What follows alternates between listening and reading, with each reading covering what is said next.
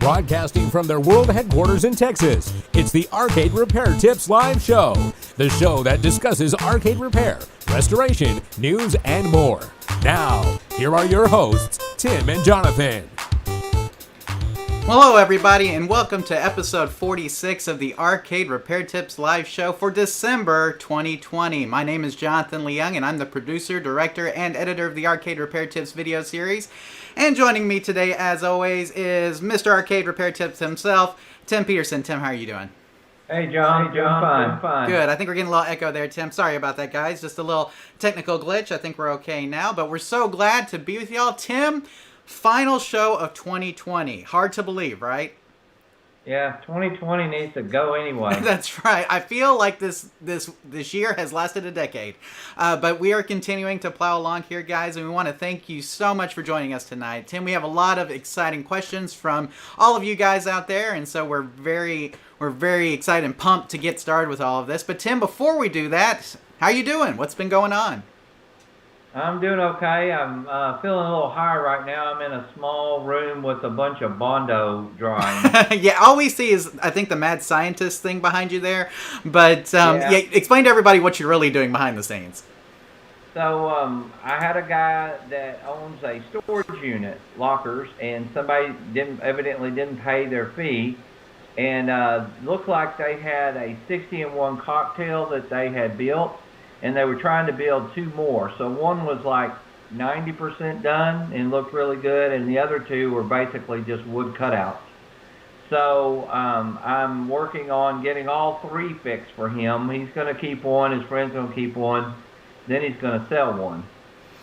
So they're in various stages, now just about done, but I told him I wasn't going to do any cosmetic work, but I couldn't stand the way some of it looked, so I bondoed and I'm going to paint some of it. I won't do artwork stickers and stuff, but at the same time, I felt like I needed to do a little bit of that. I couldn't have big cracks and stuff in it. So been working on that. I have a guy that wants a 60-in-1, but he wants it all in a Galaxy cabinet. Of course, you know, we don't like destroying classic games, and we've been building them. So I cut out all the wood today for a Galaga cabinet to put a 60-in-1 in with the Galaga artwork and stuff. Sounds good. So, Tim, you have been busy with arcade-related projects. Who would have thought? So, yeah. Well, in between that and working, 50, 60 hours a week at Dairy Queen, been staying really busy, John. Well, sounds good, Tim. Well, Christmas is coming up, and so it's only going to get busier, I think, from here to the end of the year. So especially with arcade sales, seems like people like arcades for December, Christmas time. They want one for their family room. And, Tim, this year especially, people are looking for more home entertainment options, especially, it seems like. I hope so, yeah. Well, considering all the stuff you're building, I think it'll sell well for you. And if you guys are interested, I guess Tim can hook you up. You can email him at tim@arcaderepairtips.com. But Tim, let us continue on with just a couple of reminders. We do want to remind you that we do have the live chat open for this evening. We have Louie as one of our moderators of that live chat. Thank you, Louie, for moderating the chat, keeping all the good stuff good and the bad stuff out, is like we like to say. So, Louie, thank you for being here and doing that. And just we want to encourage you, comments and questions can be posed to us during the live show. So, Tim, we have a couple of people here. We've got Seahorses and All Night here. We got, Vintage Tech Guy. We've got Paul Jarret. We have One Pawn Star. And the real Hammer Billy Lee, Tim, is with us again. Tim, we just have a whole bunch of great viewers tonight. We want to thank all of you guys for coming and watching the show with us, and hopefully we can have a really great time and do some fun stuff. So, now, Tim, let me check the live chat real quick and see what's going on.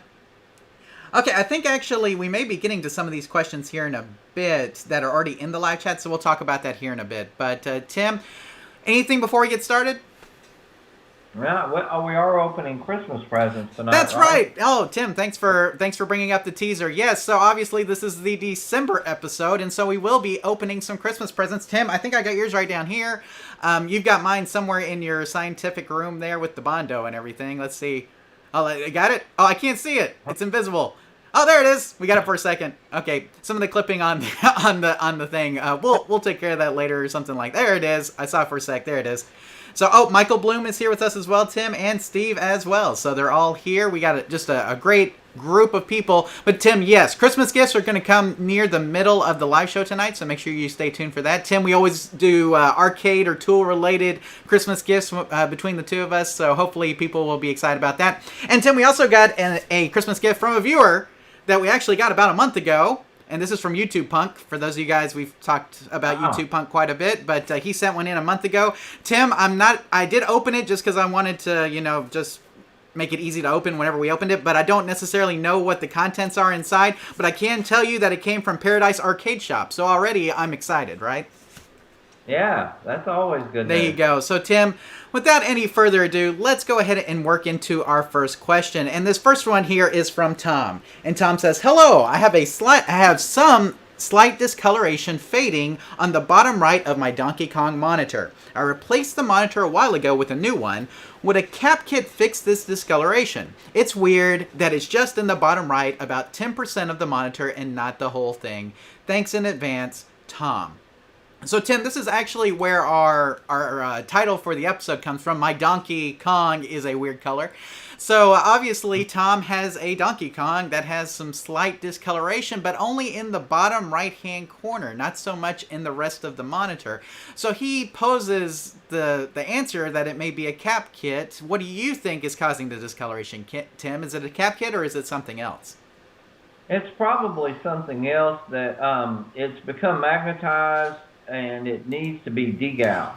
We have a video on that. I went ahead and I put, and Tim, I know you can't see this, but I went ahead and put up the pictures because he did send some pictures of this discoloration, and it is very slight. Now, he does mention in the email, I think, that it is worse in person than it is in these pictures, but you will notice that it is ever so slight discoloration. Not a ton, but ever so slight. So, Tim, with that in mind, and let's go ahead and continue on with the question. Yeah, we've had this issue many times. When you move a game or something, and it just affects the polarization and stuff, and so you'll get these blurry little images, and sometimes you just need to degauss and clear all that up. Sometimes, as in one case that we had, Jonathan, remember, we literally, with the rebar and the concrete floor, we actually had to turn the game. It never would quite stay right unless it was turned. So I would definitely start there in his situation. And Tim, it looks like several people in the chat room chimed in with the exact same answer that you gave, that it's probably a degaussing issue. So with that in mind, let me go ahead and bring up the slide here. Discoloration like this is usually caused by some magnetic forces working on the shadow mask inside your tube. A common fix for this is to use a degaussing coil to demagnetize the shadow mask. Please see our post on using a degaussing coil for more information. You can purchase a degaussing coil from Twisted Quarter or other arcade parts distributors, Tim, and I put a link here for Tom so he knows where he can get one. And Tim, they're not necessarily cheap, but you can get them. Louis also put a link to a different one that you can get as well. There's several different kinds. Tim, I think we've mentioned this before, though, that we like the coil more than the wand, correct? Yeah, just seems to, it's just what I was accustomed to. Seems like it's what Chuck E. Cheese used on, and everybody had to have one in their tech room. So maybe each his own, but I like that one particularly better for me. Yeah, and it seems like we're more fond of coils than we are of, like I said, the wands. But I mean, sometimes the wands work great. It just depends on your monitor. And you mentioned this too, Tim. If the degaussing coil doesn't get rid of the discoloration, you may try repositioning your cabinet either by rotating it 90 degrees or moving it to a different location entirely. It just happens like that, Tim. Sometimes you just cannot get rid of this, and so in that particular case, you may need to relocate the monitor completely or the cabinet completely in order to get the magnetism and discoloration to go away. Correct? Correct. Good. Any other thoughts here about Tim's question or Tom's question, Tim? Well, no. Back to Tom. No, I think that's pretty simple, and like you said, I understand that sometimes the pictures don't show everything, and maybe Tom's being really picky, but that's good, and that's probably just an easy fix. And if he hasn't, guys, when we used to PM games, so I would degauss a monitor on an old school game once a month, almost whether it needed it or not. Now, a lot of newer ones, they do it themselves, or they have a button you push, and you just make your screen go kind of crazy. But it's a good idea to do that occasionally. Exactly, yeah, and it just, it really does help kind of, just to demagnetize that shadow mask like we mentioned, Tim, and disrupt and keep that discoloration from happening. So yeah, a good idea to do it every so often to your monitor as well, just to keep it in shape. So Tom, hopefully it answers your question, and good luck with the discoloration issues on your Donkey Kong cabinet. And Tim, we have a lot of activity in the live chat real quick. Regs, and a lot of people talking about the previous one. And like I said, Regzer Show and Paul Duray and Greg Olson all chimed in saying that they thought it was a degaussing issue, Tim. So I think we're in good company there. Regzer Show said Donkey Kong monitors don't have auto degaussing. Some do. It depends on the monitor that's in there. We have seen some that do actually have that. Let's see, and he also says that he has had luck degaussing it from the side of the cabinet. Tim, I don't think we've done that very often. Most of the time we do it from the front, correct? No, and I have seen somebody do that, and one of my bosses did that one time, and I was like, what are you doing? And it actually worked really good, and so that may be a good idea, without getting too technical. On the side, actually, depending on what side you're having the issue on, might be a good idea to go on that side and try it like that. Absolutely. I think that's a great idea, Tim. Hey, why not give it a shot? It's always worth a shot, right? Yeah. There you go. Now, Tim, I just saw that YouTube Punk is here, and I do want to, I mentioned it earlier, but he wasn't here, that we have his box. And I did open it just so I'd make it easy to open for the show, but don't know what's inside. So, we did see that it came from Paradise Arcade Shop. So we're looking forward to opening that here in the middle of the show. So we'll do that here in a bit, guys. Christmas gifts are always fun, right? Yeah, I'm guessing it's not a full game. I think we can safely assume that, Tim. I love your powers of observation astound me. So, but anyway, guys. So, Tim, I'm looking what else we have here in the live chat real quick. It does look like Louis posted a couple degaussing coil links there as well, which will help with that. Tim, we don't necessarily endorse the Twisted Quarter one. We order a lot from Twisted Quarter. We like them, but pretty much any degaussing coil will work, right? Yeah, and there is some YouTube videos. You can make your own. Yeah, you have a homemade one. I've seen it before. Yes, and so, there's some YouTube videos you can watch on making your own if you just want to go that route and have a little fun with it. But, why not support some of our arcade part suppliers and just buy one? Absolutely. Yeah, these guys, especially right now, are in tough, tough spots with the pandemic. So, if you can't help them out, definitely a good opportunity too right now. So. Oh, here's mine. I was like, mine. Hey, there you go. Oh, look at this, man! On command, he's got his toolbox right there by him. I like this, Tim. Yeah. Well, I forgot. I was like, oh, well, when we moved, I was like, where did I put that? I'm like, oh yeah, it's in this drawer right here. There you go. Do you get mine? Some of them are really big. I should say that I just like this one. It's kind of small and handy. Not because the bigger ones work any less or any better. This one just fit in my tool bag really good. Exactly. It's not very big. And Tim, the homemade one you have is gigantic. I think it's a foot across, right? Like a steering wheel. So it just depends. I mean, like I said, but I'm with you. I like that one because it's nice and portable. You can take it places, no problem. So. Okay, Tim, let us continue on. The next question we have is from Jason. And Jason says, I just bought a gorgeous, Tim, Miss Pac-Man Galaga class of 81 with a 25-inch monitor. The very bottom of the screen is slightly fuzzy. Everything else is good. The distortion is just at the bottom, like where the row of fruit is, and on Galaga, fuzzy where the ship is. And the board badge is fuzzy. Any suggestions? So, Tim, this is kind of similar to the other one, except instead of having the discoloration at the bottom, we're kind of having this blurry fuzziness down near the bottom of the screen, but everything else looks okay. So, not discoloration this time, more of a focus issue. What do you think's going on with Jason's monitor here? Well, I think we hit the nail on the head, Jonathan, when you said it's very similar. And I think it is a similar situation. Some of those things may actually help. The way he described it could even be the same. But when the way it was described, the difference that I think, it seems to be more of a yoke issue. Like just a couple of the purity rings got turned or twisted, or maybe, when he pushed in.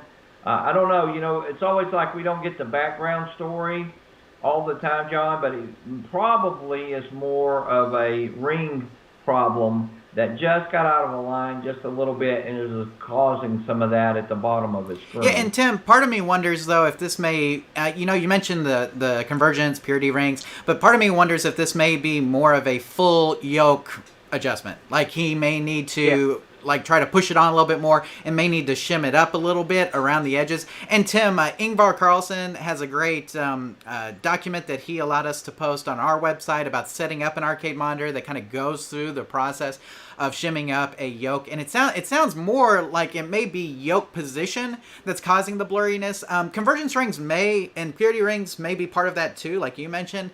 But I mean, me personally, I'm probably leaning more towards yoke adjustment. What do you think? I think so too, that it could be his yoke off just a little bit. Yeah. And you've seen a lot of those shimmed and in there for a reason. Obviously, even from the manufacturer, they would have to adjust some of them like that. And when you move a game, Tim, it's very common for the yoke to slide or reposition it ever so slightly and come out of an alignment. And so, it's just so common that, it seems like if you moved it at all, that may be what caused the issue. Right. You think about how many times a game has been moved now over 20 years or however, or 40 years now, some of them are, how many times it's been moved around. The fact that some of these even still work is amazing. So you can expect some of those things to be out of adjustment a little bit. Absolutely, Tim. So I'm going to go ahead and put this slide up so everybody can see it. Excuse me. When the blurriness in your picture is confined to one area of the monitor and not the whole screen, it's usually caused by a convergence or yoke positioning issue. You can try to adjust the convergence purity rings like Tim mentioned on your tube, see if it helps, but this sounds more like, to me, a yoke positioning issue. See our post on adjusting the convergence rings and setting up and adjusting an arcade monitor for more information. Now, Tim, I don't want to rule this out because I think it is possible that his flyback is starting to fail. Because sometimes when we have kind of this patchy focus issue kind of thing around the monitor, it could be that the flyback's starting to fail. Seems like that's rare, though, correct? I would think pretty rare on the scale of 1 to 10 or something. We're down in the 1 or 2 range, out of 100. Right, but don't necessarily want to rule that out, though. And Tim, it may be worth adjusting the focus before messing with the convergence rings and the yoke, because that's a little bit more, I don't want to say dangerous per se, but it's a little bit more involved than just turning a focus knob. So it may be worth just trying to turn the focus adjustment on the flyback to see if it helps at all. But if you can't get that focus balance between the top and bottom of the screen, probably leaning more towards a convergence or yoke positioning issue at that point. Tim, is there anything else you want to add to Jason's response here before we move on? No, well, like you were saying, John, we have many times made it much worse than we had make it better, especially learning till we really got to where we thought we knew what we're doing. We did really make some awful messes just trying to fix that. So that, for sure, be careful. Absolutely. And Tim, one thing we mentioned in our video on adjusting the convergence rings is that you should draw, preferably with a Sharpie or paint pen, a line across the top of them so you know your starting point, correct? Right. And I will mention that Louis also reminds the live chat of that, Tim, because you always want to be able to get back to your starting point just in case you make it worse in the adjustment process, correct? Agree. There we go. So, Jason, hopefully answers your question. And good luck getting that. What did he call it, Tim? Was it pristine or gorgeous? Gorgeous Miss Pac-Man Galaga Class of 81 cabinet monitor back looking 100% and in focus. Now, Tim, Alan in the live chat said, I used a degaussing coil on my Mach 3. It looked like the screen was being pulled until I degaussed it. And Michael said, a Mach 3 that actually works is a rare sight indeed. Yes, Tim, I think the only Mach 3s that we've seen that work were MAME-based ones, right? Yeah, we have one that held a lot of other parts for a long time. We did. We actually had a sit-down Mach 3 that you owned for a very long time that had like 4 dead Laserdisc players in it. It was complete. It had everything with it that we wanted to get working at one point. Just never got around to it. I mean, it always sat in the back of the shop. Tim, I think on some of the early videos you can see it in the background, in fact. So. Yeah, probably. So there you go. If you want to look for, you can play Arcade Repair Tips, Scavenger Hunt, and see if you can find the sit-down Mach 3 in the background. I'm sure it's in a couple of those videos. So. Sure. So, and Paul also, I was going to say, Paul also reminds us to use the crosshatch pattern to see where your convergence is. That's a great idea. And Tim, those who may not be familiar with crosshatch, it's that little grid-looking thing. The black and white grid. So usually it's black. It's using the black background with white squares all the way around in a grid pattern. And Tim, you really want those all of the convergence to overlap to where those lines are completely white with no bleed. If you're getting bleed on certain sides, then you need to adjust them to make sure that they line up correctly. Right? Yeah. There you go. Oh, Alan says his Mach 3 is all original. The Laserdisc player still works. So. What? Alan, yours is the only one we've ever seen that actually works 100% with original hardware. So now they have that I forget what the little SD board that they have that holds an SD card and mimics the Laserdisc player is now. They have that, and so I think there have been several that run off that now. But it seems like it's very rare to find one running off Laserdisc still. Correct? Oh, yeah. I'd love to own another one now, though, that they have that. Yeah, exactly. It makes it much more reliable, so. Okay, Tim, let us continue on with our questions, and the next one is from Nathaniel, and I'll go ahead and bring it up on the screen here. I just got a light gun arcade, Lethal Enforcers. The screen is okay, but I'm curious if you have any suggestions if I'd be able to switch to an LCD. Assuming I would need new guns, but just hoping there's a way. I know that CRTs don't last forever. So, Dexter, by the way, before we move on, Tim, Alan mentioned Dexter is the little SD-based board that you can get, SD card-based board that you can get that mimics the Laserdisc player. I just wanted to mention that because I've seen them and they look awesome, but don't have any experience with them, unfortunately. But, Tim, with that out of the way, let's get to Nathaniel's question. Lethal Enforcers, Tim, he wants to be able to switch it to an LCD. What options does Nathaniel have to do that? Well, he's going to need to repair his CRT monitor because the original light guns that came with those were made to go with a CRT. That's just how they work. They get, the optics and everything are made to, and it has a mirror and all that stuff. It's just not going to work with an LCD, a modern. Now, if anybody has come up with a gun that would work with the LCD, that would work with that, I'm not aware of it yet, but I haven't researched that in a while, so somebody in the chat, that's always been something I've heard people talk about making, but I don't know that anybody's actually done it yet. And Tim, I think you're correct in that. I don't think we've seen any LCD-compatible arcade guns yet. Now, we have seen them for home consoles. Tim, I believe I think it's Retrobit sells a Duck Hunt set that it makes a light gun basically that works with an LCD TV and the Duck Hunt game for the NES, Duck Hunt. So, I mean, I think we have seen that. We have seen MAME-based guns, so guns that hook up to PCs that work with LCD screens as well. But I don't know of any arcade-based optical guns that work with LCDs yet, as far as these classic games are concerned. So, like Area 51 and Lethal Enforcers. What was that, Tim? That might be an option for him, is to use one of the main guns and run a Raspberry Pi or something, run just Lethal Enforcers or something, if that's what he wants to do, and put an LCD in there. Correct, yeah. You could go that route. And Rexer Show says the Sinden light gun is one that works, Tim, with MAME. And he says, can you make that work with original hardware? I think that's a USB-based gun, so I think it'd be difficult to make it work with the original hardware the way it is. Yeah, it would take a revamp of the light gun in order to get it to work with original arcade hardware. Now, like you mentioned, though, Tim, you could do a MAME-based system, keep the board in there, and then use the Sinden light guns on an LCD screen if you wanted to. Yeah. And like I said, it's not that it's not possible. I just don't know that anybody's kind of engineered that yet or taken the time to do it. Correct. Yeah, and I don't know if we're going to see that because, Tim, even the newer base light gun games have moved to more of the potentiometer-based style or newer style optical guns instead of these retro-style CRT-based optical guns, correct? Yeah. So, yeah, but I think the Sinden light gun does work with MAME very well. But again, I don't think it works with original arcade hardware. And so when we're talking about that, Nathaniel, unfortunately, you'll have to stick with the CRT. But Tim, he says that they don't last forever. Tim, they sure do last awful close to forever if you take good care of them, right? Right, and a lot of people are still repairing them and stuff. So why not get it repaired or repair it yourself and try? We'll keep them going as long as we can.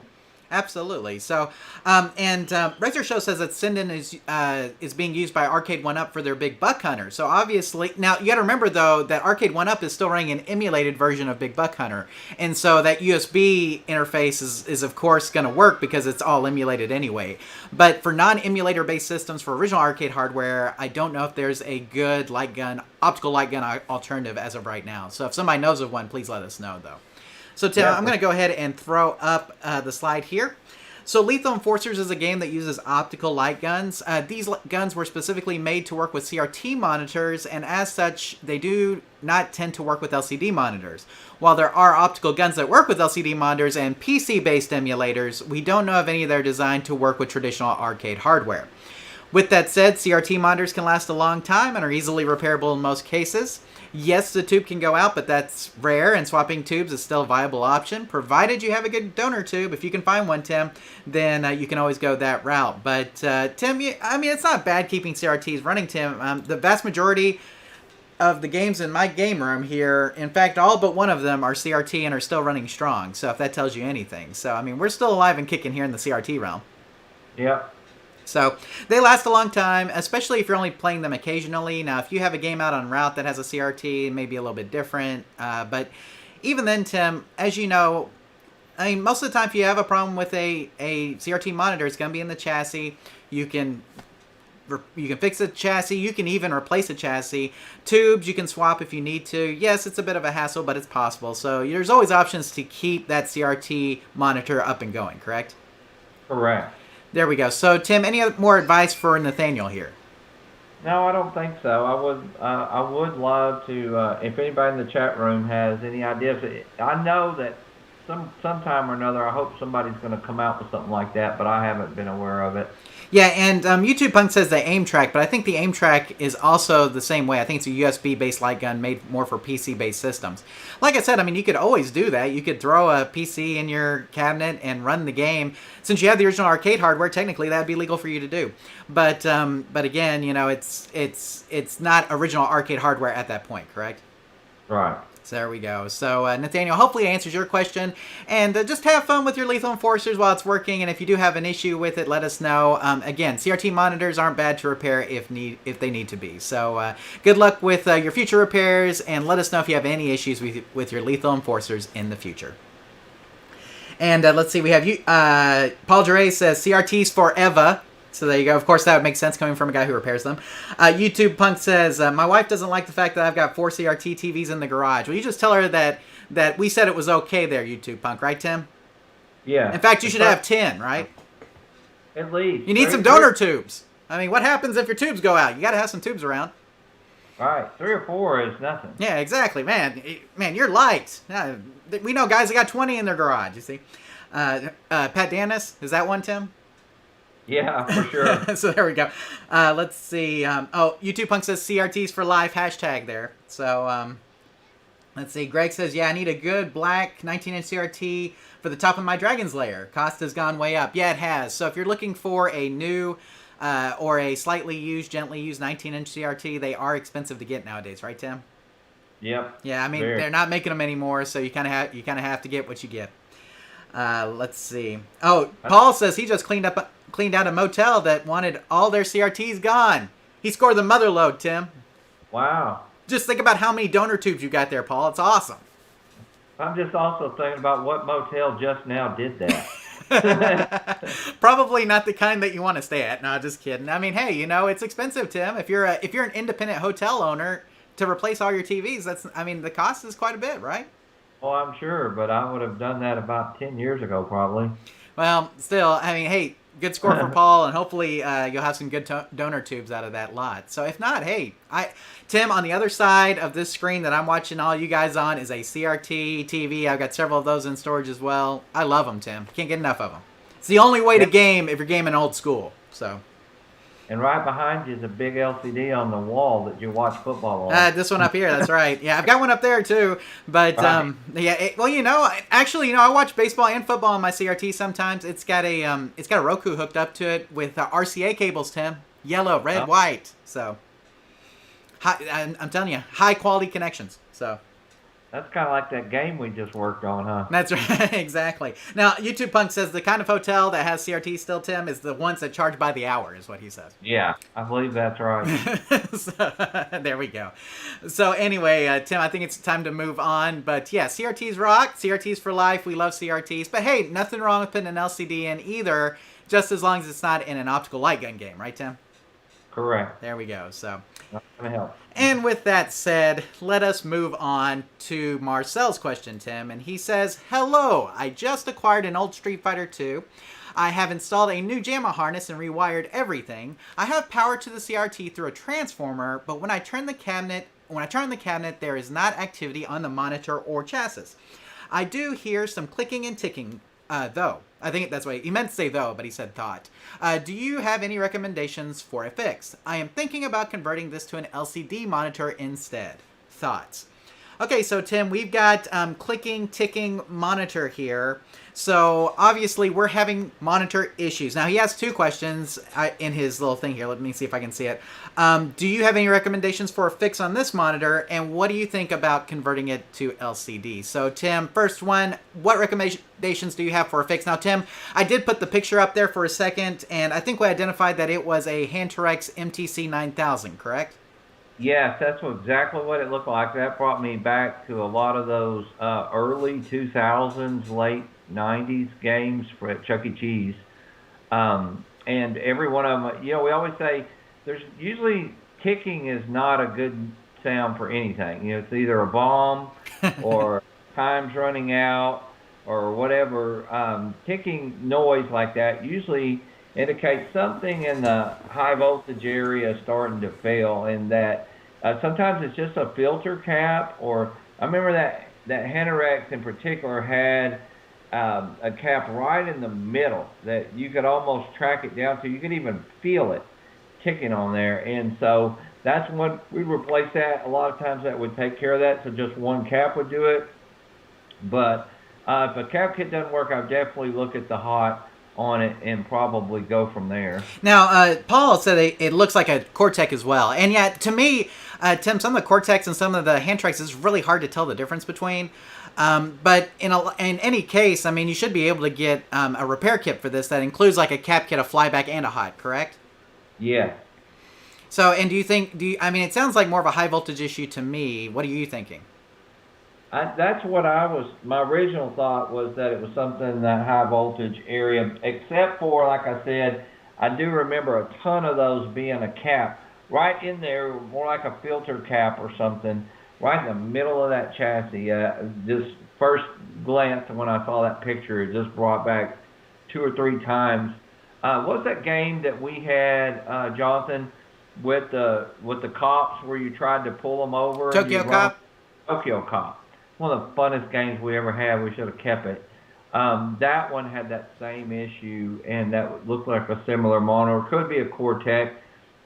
Same difference though. Right in the middle of that monitor, below the heatsink, kind of was a cap that would seem like it would always fail, and it would tick like that. Yeah, one of the things, Tim, that makes this monitor kind of distinguishable is it does have that big fan on top of like where the flyback is, or around that area.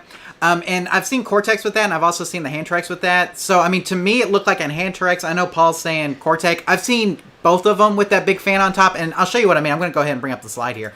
But that big fan kind of over top where the little flyback area is right there, that seems like it's like I said, I've seen some Cortex like that, and I've also seen the Hantarex like that. So it could be either one. But when I was looking at it, it looked more like a Hantarex to me than a Cortex, but that was just me. So, I mean, it could have been either one. But I'll go ahead and read the slide here. From your picture, it looks like your cabinet has a Hantarex MTC 9000 monitor chassis installed. Usually a ticking or clicking sound indicates that the chassis is having an issue with high voltage, the high voltage section. Usually what we call high voltage shutdown, right, Tim? Yeah. So you can start off this repair by checking the horizontal output transistor to see if it's shorted and replace if necessary. Check out the other components in the high voltage section as well, Tim. Of course, you mentioned caps, flyback, all that good stuff in that high voltage section.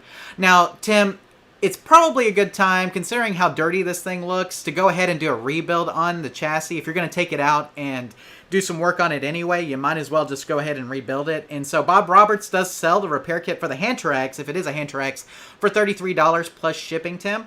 Now, that includes the flyback, the cap kit, and the hot. So you get all the parts. And Tim, we should mention, which we mentioned in previous episodes, that Bob Roberts is back in business and Alice is actually shipping everything, right? Yeah, I just ordered some stuff from them. The only thing that threw me off, John, was that they have moved. And if you're used to getting something from South Louisiana, they moved to Maine. And I thought that was quite a move, from Bob. So I didn't get it quite as fast as I used to, being right here in Texas. But it only took a couple days, and they did cross-ship, as always, and included Langapi. And if you ordered from Bob, you know what that is.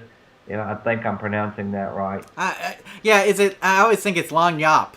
Or is it Langapi? I have no idea. You lived in Louisiana longer than I have, so you would probably know better than I do. So, he introduced me to it. A lot of people call it like a baker's dozen.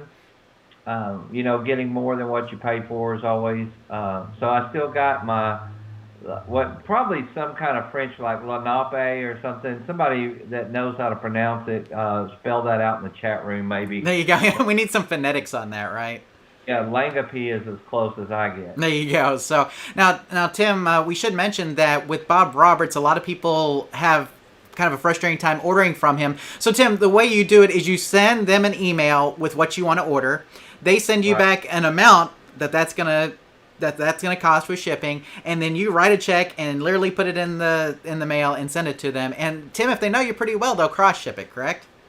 Yeah. Which means they will ship it before they get your payment. And if they don't get your payment, you'll just never order from them again. So that's kind of the way it works. But it's always been good with them. They've always Bob's always done really well for us. Parts are good quality, and we have been recommending Bob Roberts for a long time, Tim. Even though for a while there he was down, we're glad to see they're back up open and shipping. It is actually pronounced Lanyap. Lanyap or Lanyap. Lanyap or something. Lanyap. There you go. Like I said, I didn't take French. I didn't take French in high school, Tim. It was Spanish for me. We live here in Texas, so. Right. But anyway, so you can order that rebuild kit from Bob Roberts for $33 plus shipping, Marcel, and that's probably what we would recommend in this particular. Now, double check us though, and make sure that it is indeed a Hand-Trax MTC 9000, Tim. Like I said, that's what it looked like to me, but I can be wrong, and I'll admit that I can be wrong. So give it a look over and see if there is a. See if there's something. It could be a Cortex, like Paul was saying. And Tim, to me, the Cortex and the Hand-Trax look very similar, so it's very hard for me to even tell. But you may compare with some of the Cortex models as well, just to make sure. But Tim, just from me looking at it, it looks more like a Hand-Trax. Again, double check, or you could send a picture to Bob. Even Tim, he could probably tell you, right? Yeah. So, if you're looking to order from him, I'm sure he'll help you out. But anyway, Marcel, hopefully that answers your question, and good luck getting that monitor back up and running. And yeah, Tim, the second part of his question we didn't talk about, even though we did. What about an LCD in here? What do you think? It's got a 25-inch, it looks like. So, how do you feel about an LCD? I have no problem with it. Yeah, if you want to go LCD, you can. If you don't feel confident in doing the rebuild kit, you can go that route. Tim, for the 26-inch replacement for this, though, what is it, $400? Yeah. It's about 400 with shipping, or higher 300s. It was high 300s. We actually just put one in a cocktail cabinet for a customer, and I think it was high 300s to get it ordered. So, and that was shipped and everything though. So, if you want to go that route, put the 26-inch widescreen in there. We ordered ours from Twisted Quarter, Tim, because we order a lot from them, and it was in great quality, did a good job. So, you could go that route. We would probably side on trying to repair the monitor first, though, right, Tim? Yeah, and that vertically mount stuff, remember, a lot of people don't like the way it looks. It stretches it a little bit, doesn't it, John? Correct. So, but you see, it's okay, though. Like on the Game Pro one that you ordered from Twisted Quarter, you could actually adjust it to where it wasn't as stretched out as you normally have it. Like, you could adjust the height on it, which was very nice. And so if you had a bigger bezel, for instance, you could cover up the sides a little bit more and get more of a true 4x3 if you wanted to. You're going to sacrifice some screen size on that, but it's not a big deal. So, Tim, I see the Vintage Tech guy is actually asking about a question in the room. I think that we're going to get to this question or something very similar right now. So, Vintage Tech Guy, if you're there, I don't know if your name is Nick, but if it is, we're about to answer that question right now. So let's go ahead and get into it here, Tim. And this is a question from Nick. Hey there, I've attached a picture of my issue. It looks like a specific color has a horizontal offset. I cannot fix this solution through the board, so I'm assuming it's through the rings, which I am very hesitant on touching. In red, you can see to the left of the AMR is like a blue ghost image among the other words. Any idea how to fix this? Now, Tim, it just seems to be a convergence month, doesn't it? Yeah, it seems that way. We got a theme going tonight. I really do think so. So, Tim, obviously we're having some convergence issues with the colors on the monitor. Now, Tim, Nick mentions here that he's seeing like he's seeing a little bit to the left of the R and a little bit over maybe to the other side as well, this ghosting image. And a lot of times when we see that, he mentions convergence, and that's what you think as well, correct? Yes, that's what I think it probably is. So, typically... Now, Tim, this is not as bad as what we were seeing with, like, the blurriness down at the bottom, right? Right. It's a little different. Right. So this is probably more along the lines of the purity or convergence rings, correct? Yeah, what I was alluding to earlier, the actual rings themselves are just not quite lined up. Right. And so, Tim, we actually have a nice video on adjusting the convergence rings that we talked about earlier, Tim, that shows this. But, just give everybody kind of an overview of how to go about that process. Well, what we like to do is, number one, mark where they are in the beginning so that if you make it worse, you can at least go back to where you were. And so then just trying, like, each ring, going each direction to try to get that to line up better. And I think Paul had a great idea earlier of going to the grid screen, and doing that. I think that would also help him line those up. Absolutely. And Tim, each of the rings correspond. Some of them correspond to color and some of them correspond to different things. If you look up the model of your monitor, a lot of times it will tell you what those rings actually do on each individual monitor. So if you know the model of your monitor, you may check the manual for that. It'll actually give you a little bit of insight on that. But Tim, a lot of times for us, it's more of a trial and error process, correct? Right. I was going to say, we've never really gone that far because once we marked where they were, it was just more of a trial and error. Okay, that looks better. No, yes, no. And it usually doesn't take us very long to get those lined back up. Correct. And, it's kind of, it can be frustrating because, like we mentioned, you can make things worse very easily if you're not careful. And so you want to make sure that you do mark them ahead of time. So at least that way you have your starting point that you can get back to if needed. Tim, there's a chance, just like there was with the other one, though, that you may have to physically adjust the yoke as well, correct? Yeah. So you may actually, have to do this. Now, his name is Logan, Tim, but it's basically the same kind of problem. Actually, he's having something a little bit different. He says he's having lower horizontal half of the graphics is being repeated on the top half. So, Tim, that almost sounds more like a board issue in the Vintage Tech Guy's case, correct? I agree. That sounds more like a chip on his board issue. Right, gotcha. So, but other than that, this does, in Nick's particular case, the question that we're actually covering, this sounds more like a convergence issue. So, Tim, I'm going to go ahead and throw up the slide here. Very similar to what we had earlier, except, like I said, this may be more with the convergence rings than with maybe a full-on yoke adjustment. So, from your picture here, Nick, it definitely looks like you're having a convergence issue. Unlike our previous question, this looks like you may be able to solve it by just adjusting the convergence purity rings. The convergence is mostly correct and seems to just need a little tweaking to get it back in line. See our post again on adjusting convergence rings and setting up and adjusting an arcade monitor for more information. But Tim, we mentioned it several times, and we'll mention it again. The most important step is to make sure you draw a line across the rings so that you know their original position. We can't stress that enough. So, Nick, make sure you do that, and you should be in good shape. So, Nick, hopefully that answers your question, and good luck getting the convergence back dialed in on your monitor there, Tim. It doesn't look like anything that can't be overcome with a little bit of adjustment, right, Tim? Yeah. There we go. It's not at all. So, yeah, Vintage Tech Guy, again, we kind of interrupted it there in the middle of the question. If you're seeing the lower horizontal half of the graphics is the same as the top half, that sounds more like a board issue because typically monitors don't do that. It's possible for it to be a monitor issue, but rare. More of, like I said, more of probably some sort of board issue at that point. And so Louis is actually sending him to some videos on some different different things that may help him out. So hopefully some of those links will help you out, Vintage Tech Guy. But we will also check out, you sent us your email. We'll also make sure that we check it out and see the one that you sent us in. Because, if you sent the picture in, we could probably give you better advice based on that picture. So, but like I said, Louis is posting some links for you, and we'll get back to you as soon as we get a little moment here to do that. So, Tim, I want to mention something real quick, too, while we're just kind of talking about people sending in questions. So, we have a voicemail line. Does everybody know what the voicemail line is? Tim, do you know what it is? I don't even know what it is. 972-8-AR-TIPS is an arcade repair tips. 972, the number 8, AR, arcade repair tips, AR tips.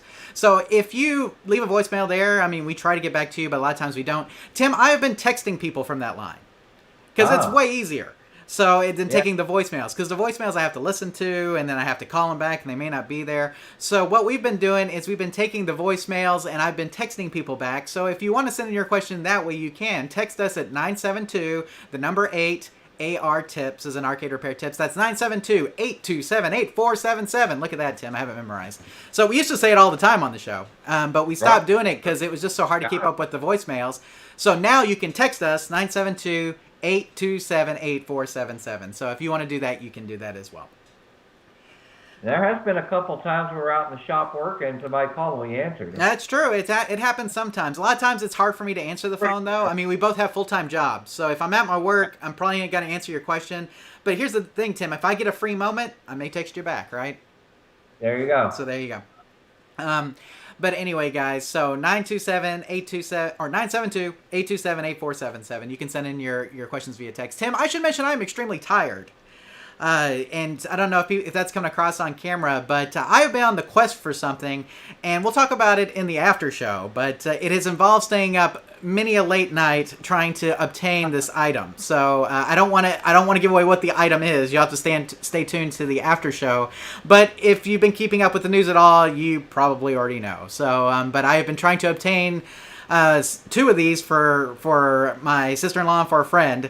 And so it's been very difficult. So, but if you want to hear more about that, tune into the after show. Not really arcade related, but it does mean that I am more tired than usual, unfortunately, Tim. And I know you've been working like 15-hour days plus building games, so you've got to be tired as well, right? They seem, in the change in the weather or something, just change in the time, it just seem extra tired these days. Getting dark at 5 o'clock here, and usually it doesn't get.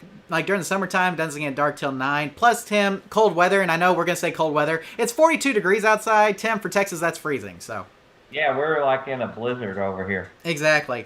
So, YouTube Punk may have guessed what I'm trying to get. Yes, I am trying to get that object. You'll have to check the live chat, though, to know what that is. So, but anyway, Tim, this is the last of our questions. So, you know what that means. Rapid fire questions from YouTube. So, Tim, let's go ahead and move into that real quick.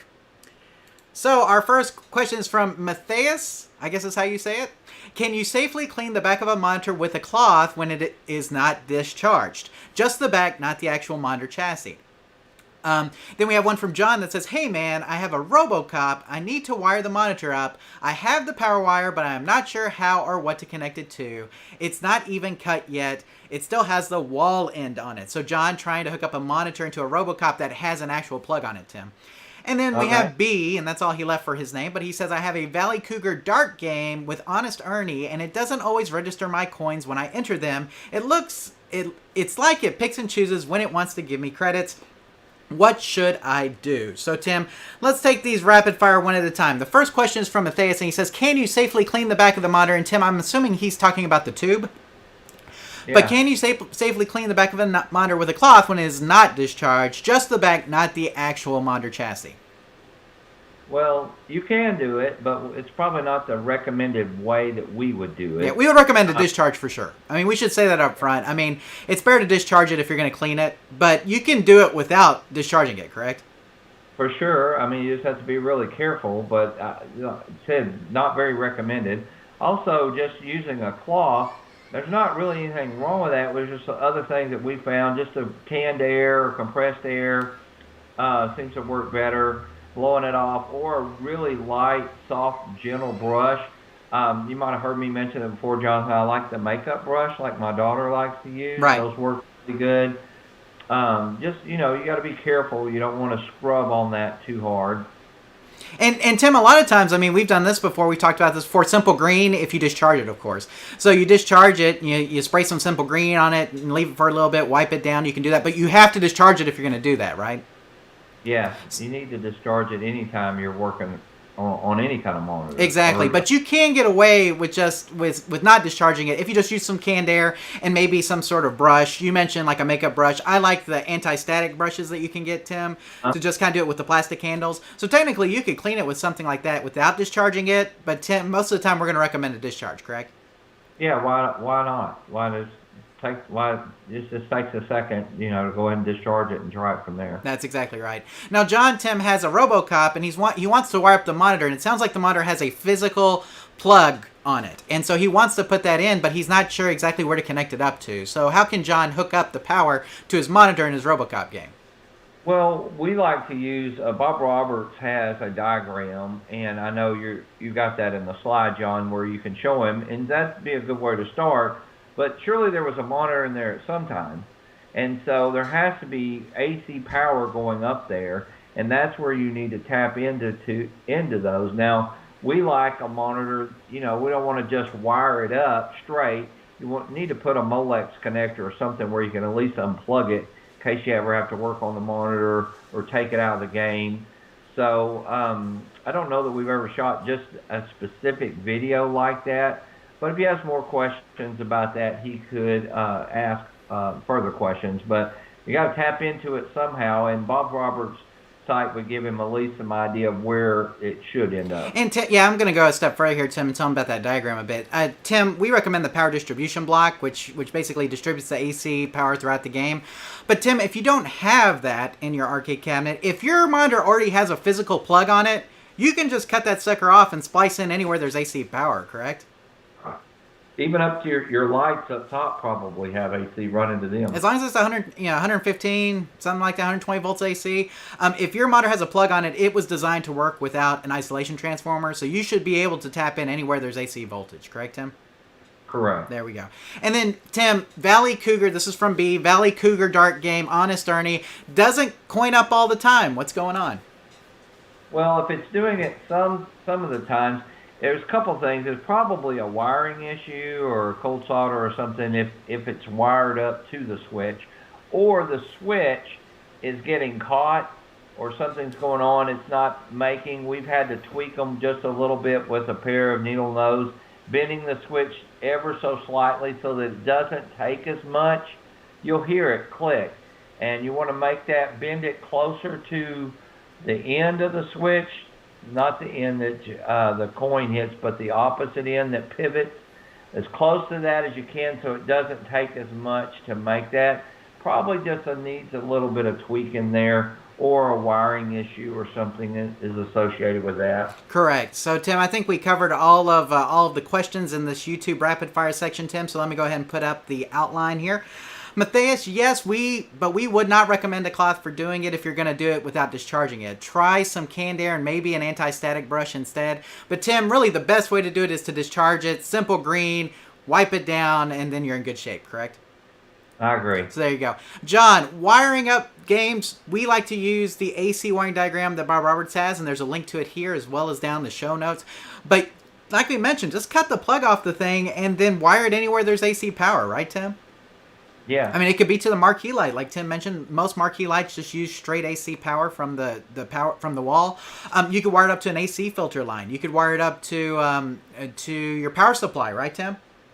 Yeah. So I mean, right. Yeah, I mean, there's no limit. Anywhere you've got that 120 volts AC, as long as your monitor has an actual plug on the end of it, you should just be able to cut that sucker off and wire it in. Correct?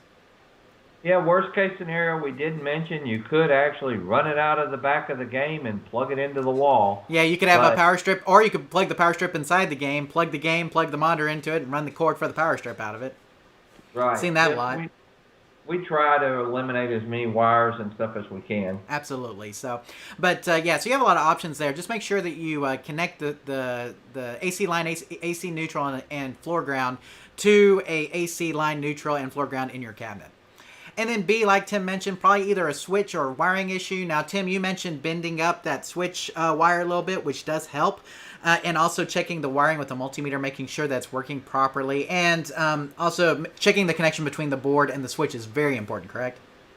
Correct. So there we go. So I think we covered everything there, Tim, for Matthias, John, and B. And if you guys have any additional questions about any of the questions that you sent in or anything that we said about them, please let us know, and we'll try to help you out further. Tim, it looks like we've got Louis helping out some of the guys in the live chat here. One of the questions we got that I do want to get here is Danny Ransom said, can you use a JAMA harness on original Neo Geo equipment? So actually the Neo Geo harness is, like, the harness itself is the same amount of pins and connects properly. The wiring is a bit different between Neo Geo and standard JAMA, correct?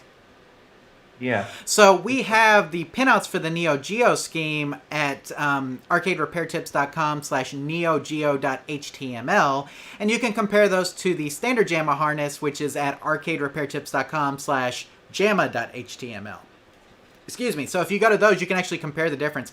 Now, Tim, I do believe that the boards will fire up properly if you switch them. So in other words, like, the board will come up, you'll see video in most cases, but the game may not play correctly if you switch between Neo Geo and JAMA wiring pinouts, correct? Correct. So because the video wires are all the same, I believe the power wires are mostly the same. So in other words, you're going to get video, you're going to get power, but your controls are slightly different for sure. And so you may get it up on the screen, but you're not going to be able to play it like you normally would. That would be the downside. So make sure if you're wiring up something for a Neo Geo, you can use a JAMA harness. Just make sure you wire it using the Neo Geo JAMA pinout. And that's the key. So let's see what else we have here. I'm just checking out. And it looks like, let's see. I see Prince of Pinball is having some issues, and it looks like Louis helping him out. And it looks like that, yeah. Anytime you got like a playing blind issue or something like that, or if you have a game that doesn't power on at all, Tim, always start at power, correct? Yeah. We're going to reiterate that. And Geeklight08 also says the same thing. ASAP, Tim, always start at power. So try that out. Let's see what else we have here. So, Dragon Punch, I don't think we got around to your question. I'm going to get that. Dragon Punch Dave says, I have a question regarding my SNK SC19 arcade cabinet. I have a greenish hue on my 19-inch CRT monitor, and the brown color hardly shows. I've already tried adjusting through the RGB pots and gain with no luck. Now, Tim, a lot of times when we have like a single color hue on the monitor, it's because we're missing another color, correct? Right. So we have a great video on checking a monitor tube, Dragon Punch Dave, that you may want to check out. But it could be that one of your colors is completely missing, which is why you're getting that greenish hue, is because maybe your red is missing. And so all that's coming through is really that greenish blue hue instead. And so you may need to check the color drive transistors on your monitor, check the color inputs on your monitor where the board connects to the monitor, and then you can also check your tube, right, Tim, and do the tube test that we show in the checking a monitor tube video, correct? Correct. So Dragon Punch Dave, check out that video and try all of those things out and let us know if that fixes your issue. And let's see. Danny says, having a problems finding a power supply for my Cruisin' World arcade. Any suggestions? Tim, should be Suzo Hap, correct? Yeah. I mean, if you can't find them anywhere else, Suzo Hap will have them, correct? Yeah, tell them your game, and they still carry those. Now, Suzo Hap does have a minimum order, which is kind of a bummer. I think, is it $100? Yeah, but it's probably about that much for one of those power supplies. Yeah, and Geeklight08 says Twisted Quarter should have it. That is correct, because Twisted Quarter buys Suzo Hap in bulk and resells. So it'd be cheaper if you know what it is from Twisted Quarter. But, Tim, if you don't know what it is, Suzo Hap can tell you, correct? Yes, they can tell you which one's supposed to be with it. There we go. So I think, Tim, that does it. I think we're all caught up on questions and everything. So you know what that means, Tim? Yeah. Your tech tip. Oh. Not Christmas presents. Hey, the waiting is the hardest part, Tim, to quote Tom Petty. So there we go. So first things first, Tim, your tech tip for the month. Now, Tim, we've been covering all of the games you've been building, and this is just another version of the same game. But I think you like to show these things off to people. So I'm going to go ahead and put the pictures up here so people can see them. Okay. So tell us about the Multicade Refrigerator Stand-Up XL Edition, Tim. Okay, the XL edition, we actually included a trackball, as you can see. It has a larger refrigerator, holds 120 cans, and it does a kind of cool light effect, as you can see in the bottom. This one we were really proud of, and we had our artwork up top. You can't really see that very good. The first marquee that we had made with our logo and stuff. But we basically patterned it kind of after a Miss Pac-Man Galaga style. And anyway, I was pretty happy with how it came out. The trackball's lit. The player 1 and player 2 start buttons are lit. I just don't like the lit buttons for fire and stuff, so I've used the regular ones for that. But anyway, that one is for sale. If anybody wants to up their Christmas ante or talk to your wife, that one will hold 124 cans of your favorite beverage. And I'll make you a good deal, especially if it's one of our listeners or something, and try to help you out with shipping if we can. Anyway, so I thought that one came out really good. I love it. The cocktail is still my favorite, but I think the average person really seems to enjoy or like. I get a lot of comments on this one. You know, people don't realize, Tim, I think until they see it, that the cocktails take up a lot more room than people think because you have to have the cocktail, but then you have to have 2 stools on the end, and you have to have enough room for people to get in and out. And so stand-ups don't take up really nearly as much floor space when you really think about it. Not really. The cocktails are a little easier to carry around, like if you have an SUV or something. But you're right, they take up a little less space than a cocktail, actually. YouTube Punk says, is this the XFL edition? Yeah. Hey, if you want some Dallas Renegades graphics on there, I bet Tim can hook you up, right? I'll definitely do that. There you go. Tim, I think I want to get one in XFL colors. That'd be hilarious. So there we go. But Tim, I think it looked nice. I got to see it in person. Now, you didn't do the Linex on this one like you did the other ones, correct? No, we decided just to paint this one to keep it more of that kind of classic look and feel. But it was pretty, I tell you what, the MDF soaked up the wood like crazy. It took 3 coats of paint. Golly. You don't have to put that much on one. Wow. Okay. Well, there you go. It looks good. I got to see it in person. I thought it looked incredibly professional, Tim. It looks really great. Nice setup. Good job with you and your helper Mike there. And if somebody wants it, contact Tim at tim@arcaderepairtips.com, and he'll hook you up with a good price, right? Yep. There we go. So Tim, it's time. I got mine. Okay. So this is from Tim. So now I should mention we're gonna hold YouTube Punk. I got yours right here.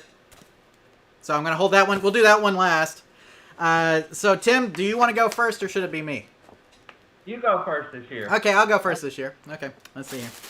Got 2 things. Oh, I see. Oh my god. Okay, now this is one that you can never have enough of right here. So this right here is the heavy duty Mega Strap. Now for those of you guys who don't move arcade games or haven't, this is what you need right here. Right, Tim? Yep. So this is a Husky. So Home Depot? Yep. Yeah, I was about to say Husky brand. But how long is this thing? I don't know. That one's just a monster one, isn't it? 27 feet and 2 inches across. Tim, it has a working load of 3,333 pounds. Right. That's a lot of arcade games right there, guys. That's like 10. I could strap 10 arcade games with this thing and it wouldn't break, right? Exactly. So if we go on a big game haul, we're going to use that. We had one time. We did. We did have the Mega Yellow, and this is the new Mega Yellow, right? Yeah, the new Mega Yellow one. Awesome. Thank you, Tim. So there's one. I was about to say there's one more thing in here. Hang on, and it is wrapped. So okay, here we go. Let's see what we got here. Oh, I'm so excited. I'll preference. This is something my realtor had. You know, Tim, I have been wanting to buy one of these for a while, and I'm too cheap to do it. You know what I'm saying? And I am. This is awesome. Awesome. Oh wow! I'm glad you don't have. I do not. Like I said, I'm too cheap to pull it. So pull the trigger on it. So this is a laser measure, and Tim, these things are awesome. And yeah, I've seen the realtors use them whenever they go into houses where they just shoot across the room and they know exactly how big the room is. It's awesome. So I have been wanting one of these for a while, but again, I have been putting it off because it's just one of those things. Just never. Well, it's like when you need it, you think about it when you need it, and then when you don't need it, you don't think about it. Right. Well, I got a good Black Friday deal on that one, John. Well, I tell you what, it's awesome, Tim. Really, that means a lot. Thank you so much. Oh, good. Well, what I really wanted was they have one that looks like a tape measure. It looks like a tape measure. And shoot it you can go point to point, and it'll tell you how long, like that. But that one our realtor had, and I know you do a lot of home remodeling, everything, John, so you can actually figure the square feet in a room real quickly. You can go, how many square feet here, and it'll tell you real quick. Oh, I'm excited big time. Yeah, that one I hope works really good. It seems like one of the better ones after I researched them a little bit. Very nice. Thank you, Tim. Awesome. Okay, right. Your turn. It's my turn. John, I don't think everybody can see the wrapping paper. You can talk about that. You can see the wrapping paper. It is National Lampoon Christmas Vacation wrapping paper. Just hold up a piece of it there. You can see it. Oh, he disappeared. You're behind the paper. There it is. Mary Clarkmas. You see it? Great movie. I was telling Tim before he came on the show, it's like I don't get to watch it as much as I'd like to because we have little kids in the house and, they control the TV and it's something I have to watch after the kids go to bed, so. Oh my gosh, guys, there's more than one thing in here. There's always more than one thing. There's always like 3 things, right? We got to start with, all right, the first one. All right, this is some kind of drill bit set. It's a Bosch drill and drive set. So Tim, I asked him what he wanted, and he said he needed some drill bits and things. So I found that drill bit set, Black Friday deal, Tim, for you. And so, we got that hooked up. Hopefully that's going to have all the drill bits that you need. It's not like a complete set, but it's got the common ones in it. So. Oh, it's like one of those things, too, that I could get this 4 more times for Christmas. I'd be happy each time because I'm always breaking them. And they're always tough. Exactly. Okay, so this is a T-shirt. Let's see what this one says. Coming to a live show near you. Oh, can we see it?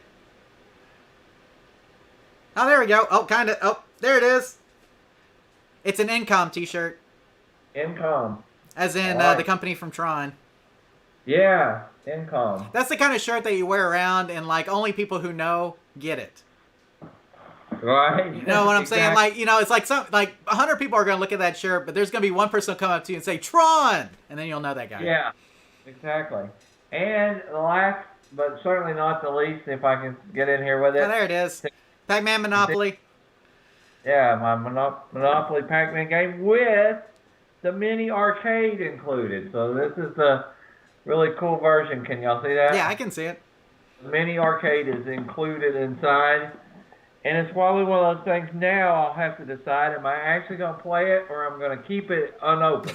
So well, if you want another one, it's on sale today for $15. So, but Tim, I'm going to go ahead and put up what you got because I actually put it all up here. And there's also links below in the show notes for Tim's stuff because obviously he couldn't send the links to me for what he was getting me because then I would know. But I did put the stuff up here for him. So Tim got the Monopoly Pac-Man board game, which is on sale today if you guys want to pick that up.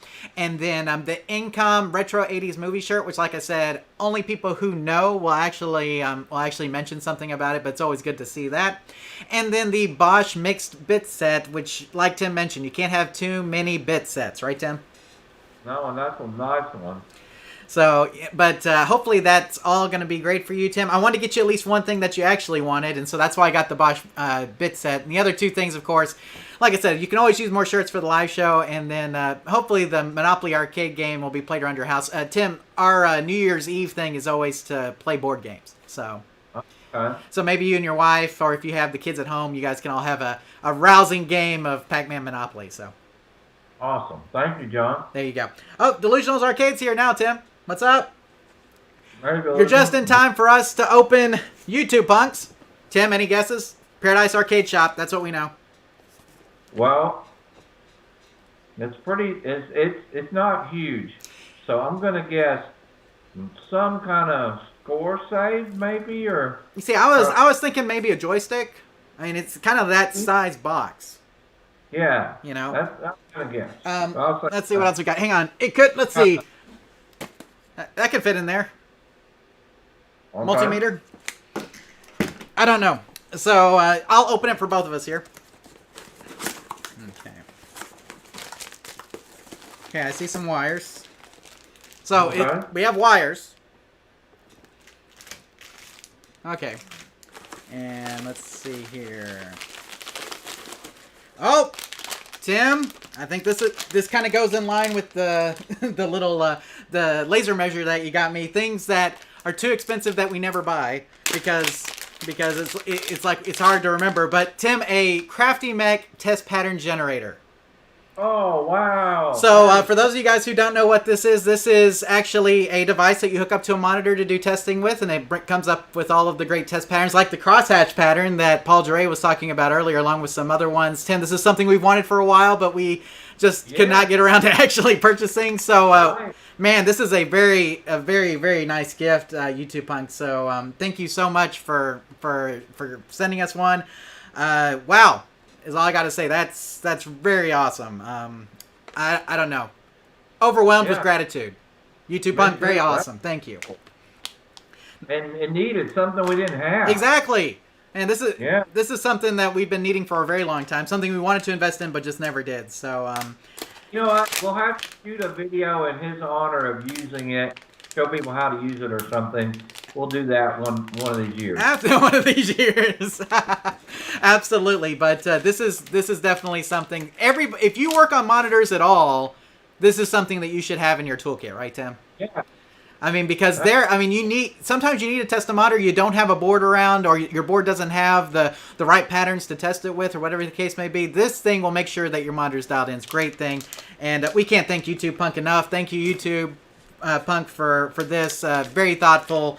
We'll put it to good use. And like Tim said, we'll shoot a video in a year or so or something like that. So, but hey, now this thing's staying at my house, Tim. Yeah, I'm starting to wonder about that. You can borrow it if you want to. You just have to ask, okay? We'll put it in the toolbox. That's right. We'll put it in the toolbox. But, man, like I said, just thank you so much. Man, that's very nice. So, yeah, let's see what we got here.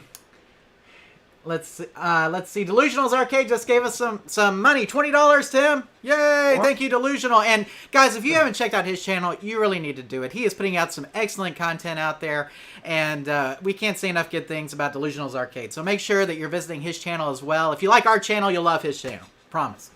And YouTube Punk says, thank you, guys, and you're welcome, guys. And we say the same thing. Thank you. So... let's see. And Louis also gave a thank you, Tim. That's how good that gift was. You got a thank you from me and Tim and from the moderator in the chat room. Look at that.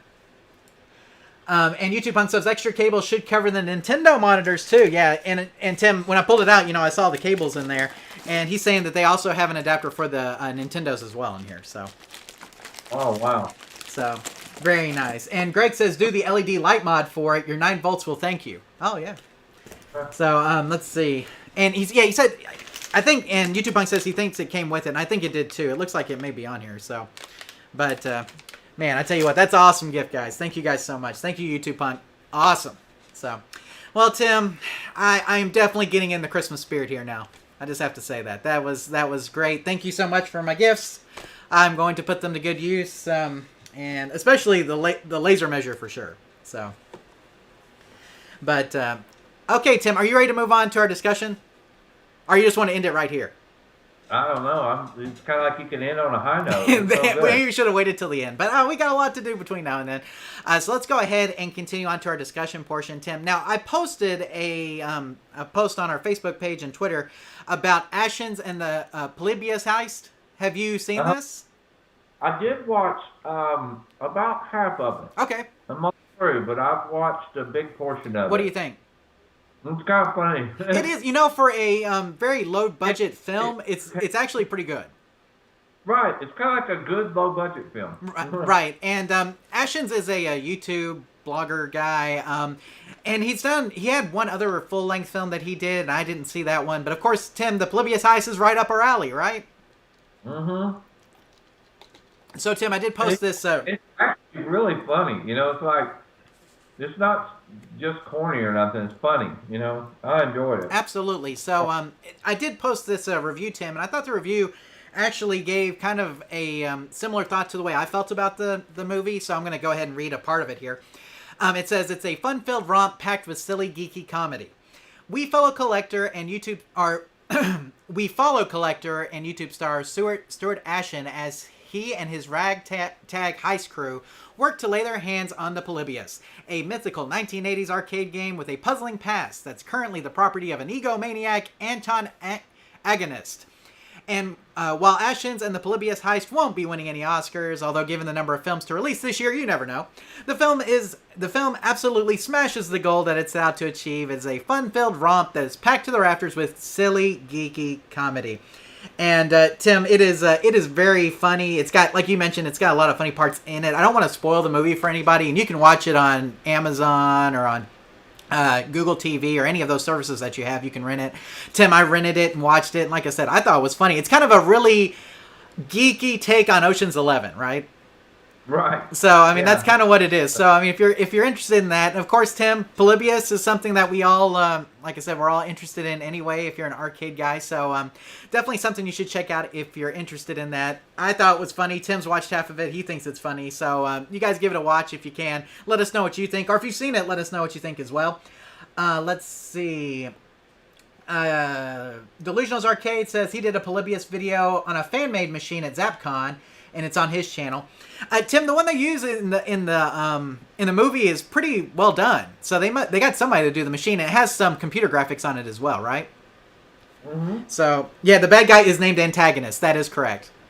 Anthony and Agonist. Anthony Agonist. So there you go. Exactly. You know, that's the kind of humor you're getting with this, guys. It is dumb humor, but it's funny. It's funny. And what was the rental, Tim? Was it $6? $5?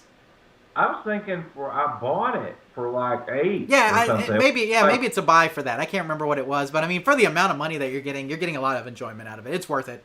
So it's funny, guys. Check it out. Ashens and the Polybius Heist. You won't regret it. It's funny. If you're an arcade guy, it's definitely up your alley. Promise.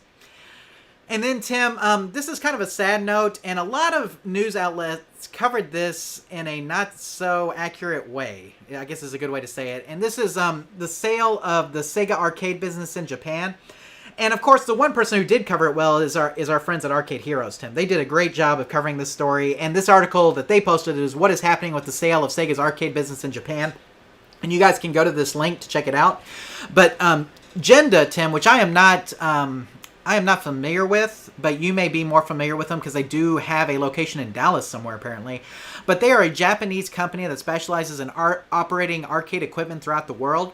They have purchased basically the controlling shares of Sega Entertainment, which is the division responsible for the arcade side operations in Japan. So Sega is going to shift their resources and focus to console game development, so basically making console games and PC games. The locations apparently, though, will maintain their Sega branding, so any of the Genda locations are still going to be a Sega quote-unquote arcade. It's just that Sega will no longer be involved in the running of these arcades, correct? Right. And so, please, and it says here, please note that this does not mean that Sega is no longer developing new arcade machines. Arcade game development will continue. So, Sega will continue to develop new arcade machines. The only thing they're not going to do is run their own arcade locations. Tim, what do you think about this? Is this mainly due to the pandemic, or do you think it's something else? I think it's been coming for a while, and I think the pandemic just kind of gave them a great excuse to get on out. Yeah, I mean, Sega has their finger in a whole lot of pies, right, Tim? I mean, they make arcade games, they make console games, they do, obviously, arcade operation, which is what they've done up to this point. And so, you know, maybe they just had their finger in too many pies, Tim, was really what the thing is, and they just needed to kind of offload that one. And, Tim, it's no secret that division's probably going to take a big loss this year, right? Probably so. I mean, with the pandemic and everything, I mean, we have people that we know that own arcades, Tim, they're obviously taking a hit. And I'm sure that Sega in Japan is also, the arcades are taking a hit there as well. And so this may be just a way for them to kind of cut some ties and try to maintain some profitability. And Genda, Tim, seems like a company that's dedicated to operating locations. So they're probably picking these up on the cheap as well, correct? I think so. Yeah, so, I mean, it sounds like a good deal for both companies because it allows Sega to kind of get rid of this division that may not be making so much money or maybe losing money for them, and then allows Genda to kind of expand because they were already a small player in the arcade market, and so maybe they can expand and become a bigger player with this purchase. So I think it will work out well for everyone, and Sega is going to continue to make arcade games, Tim, and that's probably the most important thing to come out of this. Console and arcade game development is going to continue. So we're going to continue to see Sega-made arcade games going forward. Right. I think that we'll see more of the crossing over. Like you'll see the same thing. In other words, it's going to be released both platforms. I don't think you're going to see a lot of different games. Right. Exactly. And I think you're probably right there, Tim. It does seem like Sega is still dedicated to arcades. They're still releasing games, like we mentioned, Tim. Not a lot of companies anymore. I mean, Raw Thrills is obviously up there, Tim. What other games are really releasing? What other companies are really releasing video games now, though? I mean, besides Raw Thrills and Sega. This year it's probably taking such a beating on everybody. I guess more pinball companies are popping up than arcade related, and most of the stuff that I'm not seeing hardly anything that's new. You know, it's all redemption style stuff more than arcade games. Absolutely, and it's been like that for a while, but I definitely think we've seen more of a shift of it recently, Tim, for sure. So, but it is kind of sad that Sega will no longer have the controlling stake in these locations, but it doesn't mean Sega's going away, and it doesn't mean the locations are going away, and you'll still be able to visit a Sega arcade if you go to Japan. So that's the bottom line, right, Tim? Yeah. So there we go. Dragon Punch Dave says, thank you all so much for the videos and help you continue to provide. You're welcome, Dragon Punch Dave, and thanks for joining us tonight. We appreciate that so much, guys. I mean, you guys are the whole reason we do this. All those of you who send in questions and join us for live chats and watch the live show and all that kind of stuff. I mean, we wouldn't do it unless there's an audience out there willing to watch and listen and that group of people who needed help with their arcades. So, I mean, this is why we do what we do. It's all because of you guys, and we thank you so much for your support. It really means a lot to us, and especially for those of you guys who donate. Just means the absolute world. And YouTube Punk sending us the test pattern generator, Tim. I tell you what, like I said, just maybe I might be getting a little emotional here, Tim, just a little bit. Yeah. So a little cracking in my voice. Nothing major. I need to get a drink. So. But anyway, I think your glasses are fogging up. I see that. It's the allergies. Yeah, sure. I see how it is. But anyway, let's continue on with the discussions here, Tim. And I think, let me see, is this the last one? We got two more here, and this one is about the upcoming Tetris movie starring Taron Egerton, Tim, which you may know from the Kingsman film series. Are you familiar with that? Yeah. So, Apple has secured the rights to an upcoming Tetris film that will explore the elaborate story behind the iconic tile-matching video game, according to Deadline. According to the report, the film will feature British actor Taron Egerton as Hank Rogers, a Dutch video game designer who eventually secured the rights to Tetris and licensed the game to Nintendo for its original Game Boy. Egerton is best known for playing Elton John in Rocket Man and Gary Eggsy Unwin in Kingsman. And Tim, I've seen actually both Rocket Man and the Kingsman series. Good stuff. Tim, I'm looking forward to this a little bit because I think the story of Tetris is a very interesting story. What do you think? Yeah, I think so too. I think it should be, especially our guys or what we're interested in, should be very interesting. Absolutely. So I'm looking forward to that. And Tim, if you're staying tuned for the after show tonight, I'm going to talk about a series I've really been enjoying on Apple TV Plus. Okay. So, if you guys want to know, there's a certain television show that I've been watching on Apple TV Plus over the last week or so, and I've really enjoyed it, and I'll talk about that in the after show if you want to hear about it. So, and then Tim, what would a live show be recently without talking about our favorite person in the world, Billy Mitchell? Right. Or not really our favorite person in the world, a person in the world, Billy Mitchell. How about that? Right? Yeah. There you go. Anyway. There you go. So, anyway, guys, so Twin Galaxies is now suing Billy Mitchell. And, Tim, there's been a couple of YouTube videos about this, and I think that Louis posted one on our Facebook page. But this was an article I found basically summarizing the exact same information in those videos. Why is Twin Galaxies suing Billy Mitchell? Well, as you might expect, it's complicated.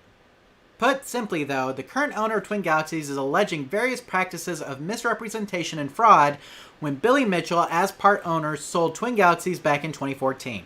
Part of the suit alleges not only the deliberate misrepresentation of high scores and achievements in order to artificially inflate the company's value, but also that Billy Mitchell and Walter Day, the other co-owner, used the business to pay off personal debts. And if you're not aware, this is a huge legal no-no.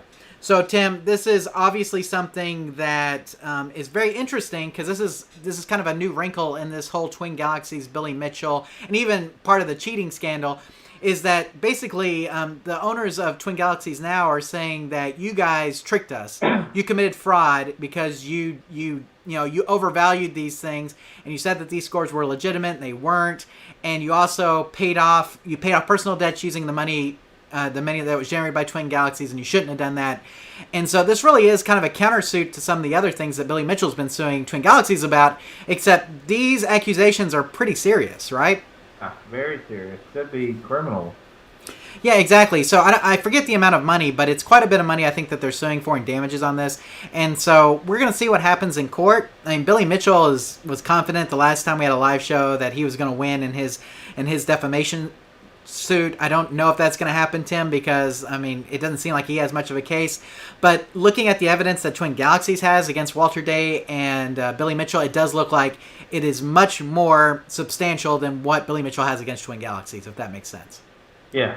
But we'll keep you guys updated on the legal proceedings as they continue and let you know what happens. We're not going to speculate as to what happens, but it does look as of right now, the Twin Galaxies suit may be one that ends up going all the way to court and being tried. But we'll find out, and we'll let you know. So, okay, Tim. Well, that brings us to the end of the regular live show part. But we do want to remind people that we do want your arcade-related videos. If you want some free advertising for your YouTube channel, we're looking for people to submit short videos, 10 minutes or less, about arcade-related topics. Send a link of your video to questions@arcaderepairtips.com, and our staff will review it. If we like it, we'll use it during one of our live show episodes. Make sure to put in a plug for your channel so people will know where to find you. We look forward to seeing your submissions. Tim, we haven't had any submissions in a while, but we do want to remind people that is there because, Tim, there's a while back when YouTube demonetized a lot of channels that were monetized, and so this was our way of trying to help those channels gain a little bit more subscribers and things so that they could keep their monetization. And we still want to continue to help those smaller channels out. So if you're one of those smaller channels that doesn't have monetization now and you would like a little bit bigger audience in your arcade related, send us a video and we'll share it with our audience and try to get you some more subscribers heading your way. Great. And then, Tim, let's go ahead and talk about the ways you can contact us. We have our email address at questions@arcaderepairtips.com, questions@arcaderepairtips.com.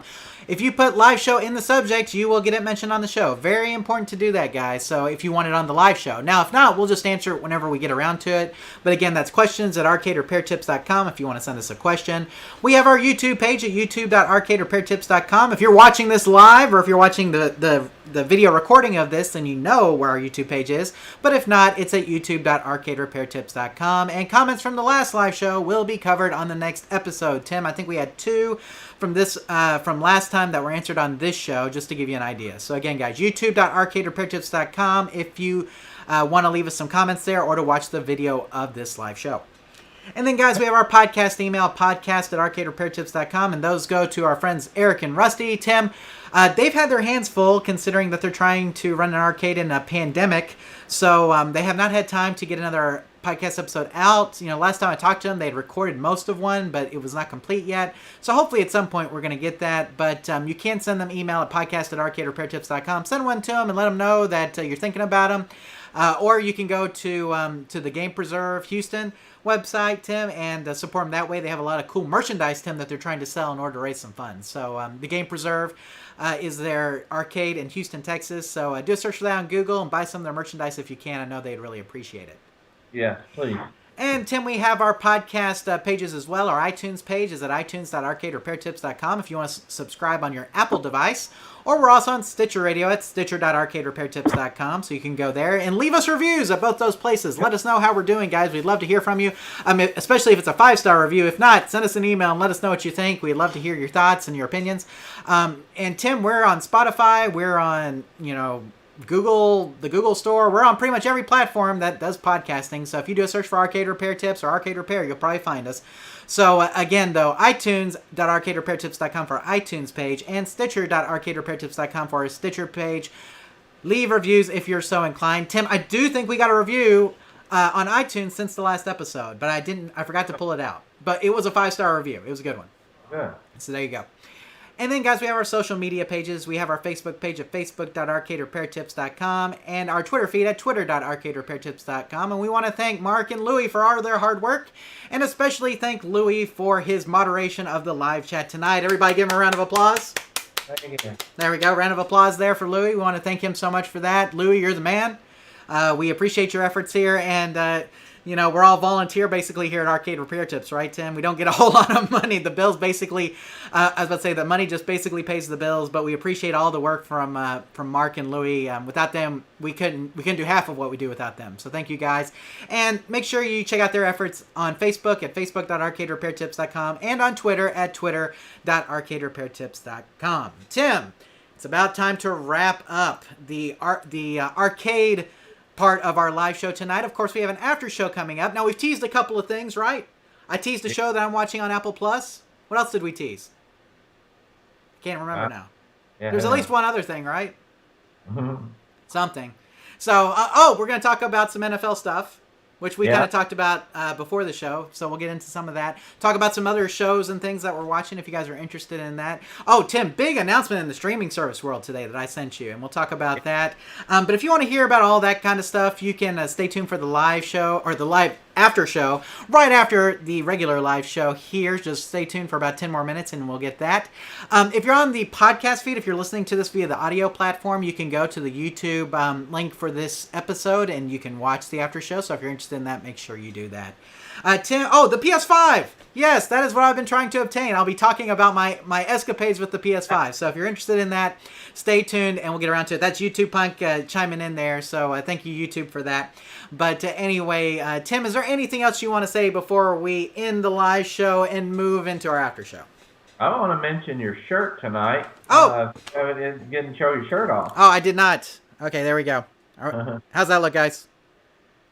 Very nice shirt. You'll be visited by 3 ghosts. That is correct. So, obviously a take on A Christmas Story and Pac-Man. I love that. So I got this from Woot.com last year and wanted to wear it for the live show. I may have worn it for the live show last year, Tim. I can't remember. Or did I do my Super Mario Christmas sweater? I can't remember. Something like that. But this is one of my favorites, guys. I love this. The first time I saw it, I fell in love with it. Bought the shirt. Love it. So, again, Woot.com had it. So if you're looking for that, you can go there. But, yeah. And, Tim, you got a shirt on as well. One I got you for your birthday, right? Yeah. And you stand up. We'll show the audience real quick. If they can see it. Yeah, there you go. Kind of. You may have to back off the camera a bit. Oh, there you go. Your asteroids do not concern me. Space rocks there. Basically, Darth Vader playing asteroids. Gotta love that. Yeah. So, anytime you can get Star Wars and arcade games together, Tim, it's a good time, right? Always a good time. There you go. So, Geeklight08 says, thoughts on Arcade Legends Ultimate and the Poly Mega. The Arcade Legends Ultimate we've seen, obviously, Tim, I took a picture with it last year, right? Right. So, I tell you what, for the price tag, you can't beat it. I am not as familiar with the Poly Mega, Tim. Are you familiar with the Poly Mega? It sounds very familiar, but I'm not exactly sure what it is. I'd have to look at it. But the Legends Ultimate, for the price that you're paying for it, is great. And Tim, now they have just the control panel that you can hook up to your TV. I think it's $200. So if you just want to get the control panel for it, you can. And you can buy the board separately. So, I mean, At Games is really trying hard to put out some great products. So, I mean, round of applause for At Games as well, Tim, because, for a long time there, it just looked like they were putting out really sorry clones of video game systems. But now they're actually trying to put out good quality stuff. So, hand it to At Games. They're doing a good job, and we salute you, At Games. Keep up the good work. Okay, Tim, anything else before we head on? No, let's head on. We'll get to the live show here. I mean, the after show. You see, you're doing the same thing as me. Tim, have you been staying up late for a new console, too? No, that's not been why, but... There you go. Well, if you guys are getting off here, if you're not going to join us for the after show, then we'll see you next year, Tim, in 2021 for our January show. I can't believe I've even been saying that. Seems like 2020 has been long, like we talked about at the beginning. But we will miss you till then. We hope that you guys have a wonderful New Year, a wonderful Christmas, and we hope to be back here, like I said, in January for the next live show. Everybody take care, and remember, here at Arcade Repair Tips, when you fix the game, Tim, you play the game. That is correct. Good night, everybody. We'll see you in the after show, or we'll see you in January 2021. Take care, guys. We'll see you soon.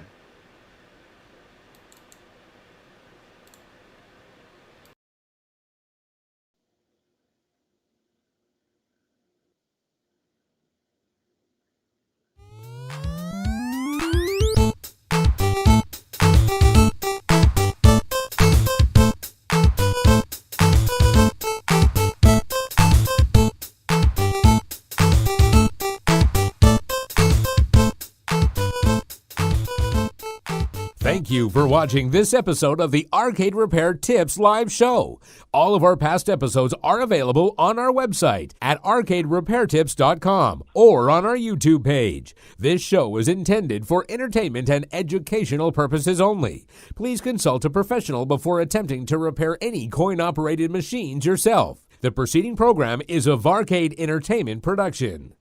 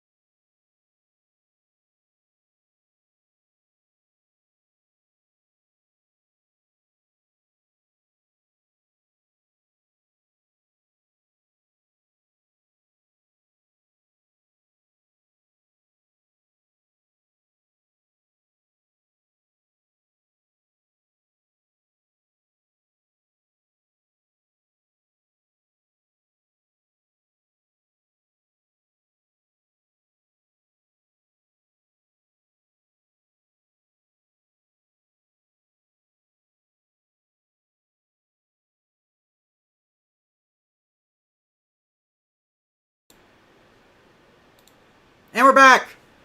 So, hey, Tim.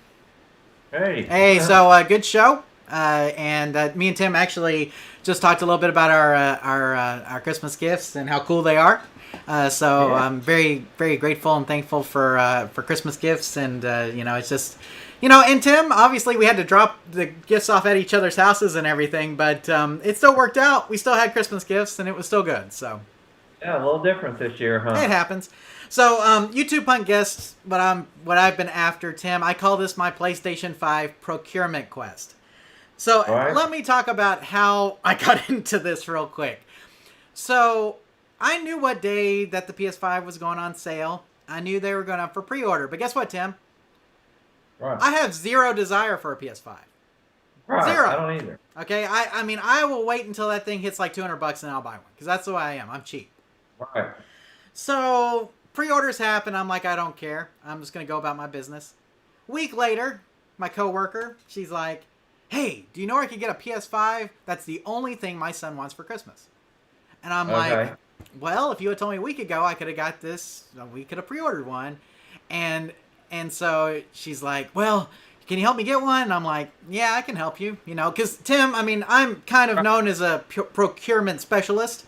You are. When the NES Classic and SNES Classics came out, Tim, I was able to obtain several of them, and I sell them at regular price to all my friends. So I'm not a scalper, but I'll sell it to them for the same price I paid for it. At least they have one, and that's one less that ends up in scalpers' hands, is the way I see it. So on the NES Classic, the SNES Classic, I mean, I secured 8 units of the NES Classic in the first run. Probably 9 units of the SNES Classic in the first run, and all of those I sold for what I paid for. So, and I kept one for me, of course. So, I mean, I usually do this. This is something I do, is I help people find stuff. So, I tell my coworker, okay, I'll help you. And so we try several times when they're released and can't get one for like a week. Still I'm trying to get one, okay? I've had orders canceled. Now I think I've had 4 orders canceled. Wow. So now I can talk about that for a second here in a second, but so I've had several orders canceled already, which sucks, and it's like when you order one and they don't have it or whatever. I've tried several times to buy from different places. So a week after my coworker comes to me, my sister-in-law comes to me and she's like, hey, my boyfriend that I'm dating, he wants a PS5. Where can I get one at? And it's kind of like one of those things where I just wanted to laugh. Because it's like, come on, But I was like, well, they're sold out everywhere. I've been trying for a week to get one, and I haven't been able to get one. So I'm warning you up front. So now I'm trying to get 2 people PS5s, and I have no desire for one for myself at all. So so let me talk about the order cancellation. So for Kohl's, me and my wife both ordered one. So my wife ordered one, and I ordered one. Well, Kohl's canceled both of our orders, but they let us keep the Kohl's cash associated with those orders, which ended up being $180 each. Wow. So I spent my $180 Kohl's cash on gifts, and my wife has been spending her $180. But Tim, that's my investment tip for the month. Try to spend $500, and when they cancel your order, you get $180 free. So that's how it worked out for me. Good investment, I would say. That is good. Yeah, so I went up into Kohl's and made it rain, Tim. I had $180 Kohl's cash. You know what I'm saying?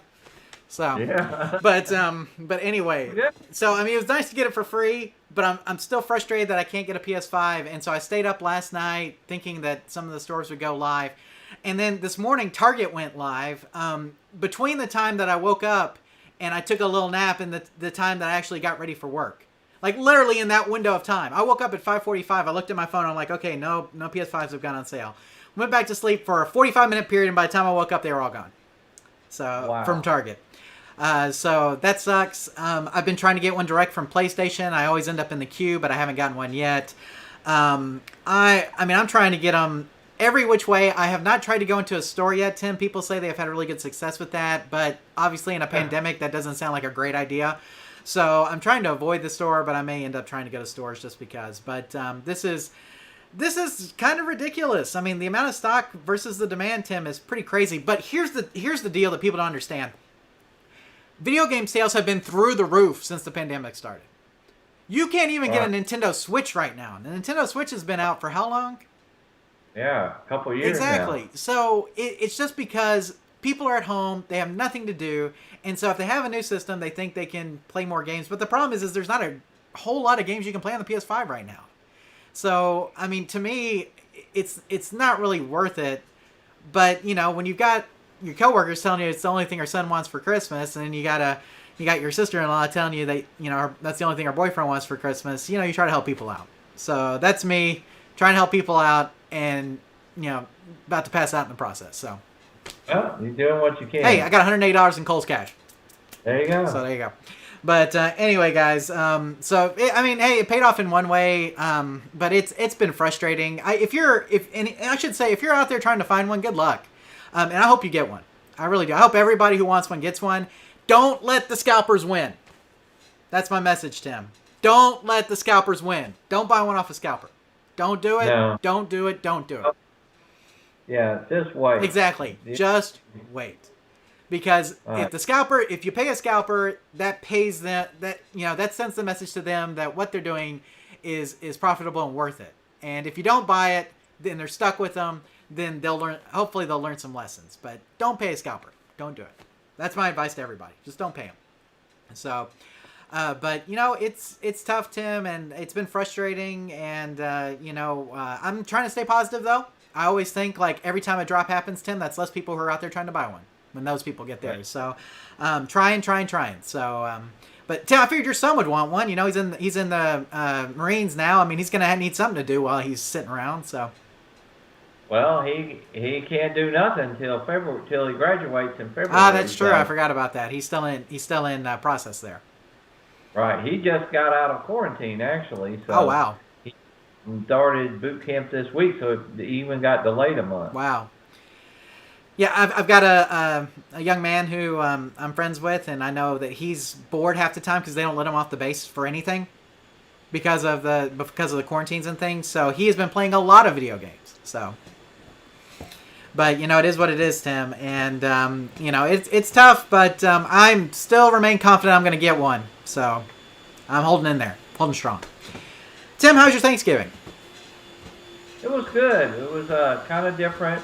I just had the one day off, so we just immediate family that lives right here in Tyler only. It was at our house. I fried a turkey for the first time. I've never had fried a turkey before. My brother-in-law had the stuff. Well, he mostly did it, but I got to assist and watch how it was done. It was actually quite easy, and I probably will never cook one any other way again. Sounds good. Both of our families, like both of our parents, were not feeling well. Non-COVID related because they both got tested, but just weren't feeling well. So we stayed home. My wife cooked a turkey. We took food over to my parents so they could eat, and we basically just had our own little Thanksgiving with just our little family here. So me, my wife, the kids, that was it. But it was good. And she cooked the turkey. It was wonderful, and we finished up all the leftovers a couple nights ago. So there you go. Well, that's different then, because y'all usually have a big family to get together. Oh yeah, I usually get together with my dad's side of the family, and I mean it's a huge thing. We have family from all over, but just don't want to risk that right now. So right. But yeah, so that was kind of a bummer. YouTube Punk says no explosions, fireballs with the turkey frying. None, easy. Yeah, actually, so much easier than I ever expected. Now. I didn't drop. Next time I'll drop a frozen one in there and we'll see what happens. Now that, I think you will get the fireballs with that one, Tim. Yeah. So, Tim, obviously you've done some Christmas shopping, as evidenced by what I have. But how far are you along, and how much more do you have to get? And a good question that I'm curious about, are you spending more or less than last year? Probably about the same amount. Depends on what my bonus kind of is. I'm kind of like Clark. I'm waiting on my bonus to get in. Cheese of the month club, Tim. Cheese of the month. And, or jelly of the month, excuse me.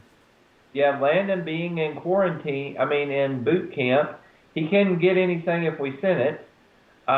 His car is here, so we're actually going to do a little work on his car for his Christmas, so that when he gets out of boot camp, his car will be running good. It needs a brake job and some other stuff. And that was perfectly fine with him, because even giving him money wouldn't help him this year. So his car is here, and I still drive it and look cool in a Mustang about once a week. So, we're going to do a little work on his car, and then our daughter just wants money, so that when they get that age, it just gets simple, and whatever's left, we may put our money together and get something we need. There's a couple things we talked about maybe that we might get, but just probably really simple this year. There's not a ton of buying, actual shopping that we're going to have to do. Yeah, Tim, I'm almost done. We my family wanted to set a limit this year on how much we could spend on each other, and so we did that, and which means thanks to my $180 worth of Kohl's cash, I bought a lot of presents, and I've only got a couple more to buy here and there, but I'm pretty much done. I am spending less than last year because they set the limit, so that's a good thing. I think I'm waiting on my bonus too, Tim, and it's probably going to be less than last year, I'd imagine, just with everything. We've been slow. You guys seem like you've been rocking and rolling, so maybe it'll be a big one for you. I'm hoping for you, so. Well, it's the only thing I'm worried about, they don't call it a Christmas bonus. It's called a year-end bonus. And since I haven't been there a whole year, I'm worried, number one, I won't get one at all because I haven't been there a year. Or number two, it will be prorated. But I'm just hoping for anything will be better than what I've got the last couple years. So, Yeah, typically, I've changed jobs and had the bonus. Typically, they prorate it. So if you've been there 6 months, they give you like 6 months of what your bonus should have been or whatever. So right. So you. I would be thankful for anything, but it would be nice after not getting anything the last couple years when I worked for Gaddy's to now be able to get something again. Absolutely. So, like I said, I will hope, Tim, that it is the biggest bonus check you've ever gotten. So there you go. Okay. Thank you. I'm not going to call it though, but I'll hope with you if nothing else. So I can guarantee mine will not be the biggest bonus check I've ever gotten. So just because of the year we've had a rough one, but it doesn't. Hey, like you said, any kind of bonus is worth being appreciative for, right? And if not, then it's not like I said. We don't have a lot of buying to do. We'll just be simple. I think we got to that place where there's not a lot of. If there's something we need, we buy it. Or we save up, or we put some money back. But at some point, it's really more about just getting together with our family, spending time, I may take an extra day off or something. I think that's what I'm looking forward to more than this year than anything. But it's still not. It's still nice to be able to get somebody something that they really want. We have nephews and stuff that we'll probably get stuff for. Yeah, I was gonna say that. It's with this year being the way it is, it's just kind of different. In the way we're doing everything. And like you said, I think just being thankful for everything that you've got, and just hanging out with family and trying your best to not get the virus and everything is kind of what the holidays have become in a way, right? Yeah, and somebody said, 2020 really, if we get anything good out of this whole year, is maybe it's put some things into perspective that our health is important. If you have your health and you have your family, you really are a very wealthy person, because there's people that are rich that have bad health that give all their money just to be healthy and they can't. So if whatever you're struggling with, if you're mentally you're in good health and physical, you're doing okay, you really are blessed. So we shouldn't complain. That we really do have to look at things. I think hopefully this year is teaching us to look at what's really important. Absolutely. Hey, Michael's in the live chat. He says, "Hey Tim, your Tron is finished after a year. Came out great." Wow. I can't wait to... Michael, you need to send some pictures of that to me. I would really love to see it. Tim at arcaderepairtips.com. Yeah, send those pictures and maybe we can show them even in the next. Michael bought a Tron from me, and it needed a lot of work and stuff. And so I know that he did a good job. I really would love to see it. I think I got a few projects like that still in storage, John, that I'm contemplating.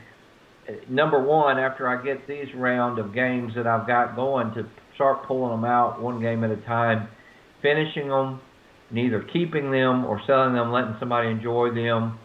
But, I guess I'm feeling like we just talked about kind of keeping things in perspective. I've got games in storage nobody's enjoying. Exactly. It's kind of a shame. Either I need to get them and I need to enjoy them, or I need to pass them on to somebody that will. They're collecting dust. We need to. Hopefully, we can get past some of that this next year. Is one of my goals. Sounds good. Well, I was about to say New Year's Eve or New Year's. What was it? Resolutions in a way. We'll talk about that next episode. I mean, we got time on that. We got Christmas and Thanksgiving to talk about. I'll talk about New Year's resolutions later. But now, Tim, speaking of things, maybe New Year's resolution for you. Tim, I don't know if you've been keeping up with the news, but there's a COVID vaccine that looks like it's going to get approved, several, in fact. So my question to you is, if it's approved and you get an opportunity to take it, are you going to take it? Okay. I'll explain my reasoning here. Number one is probably not. But it's not because I'm an anti-vaxxer or nothing. It's the fact that I'm really, the more we're finding out about COVID, I know I've been exposed several times. And I have not gotten it, knock on wood, and thank God for that. But it may be because I think I had it last year. I really do. I had every symptom. The doctor treated me for flu, but he said, it's like you got the flu, but with upper respiratory, and we don't know, but it's not the flu. He didn't know what it was. I was very sick, missed work, and so, when I look back on it, I think I might have already had it. Maybe that's why there's no need for me to get a vaccine. The second part is that I wanted to take the vaccine because I thought, number one, if you're vaccinated, that means you're not going to get it. Well, it's 2 rounds. You have to take 2 different rounds, and you still are required to wear a mask. And to be honest, I'm not against wearing a mask and protecting. We've had this discussion before.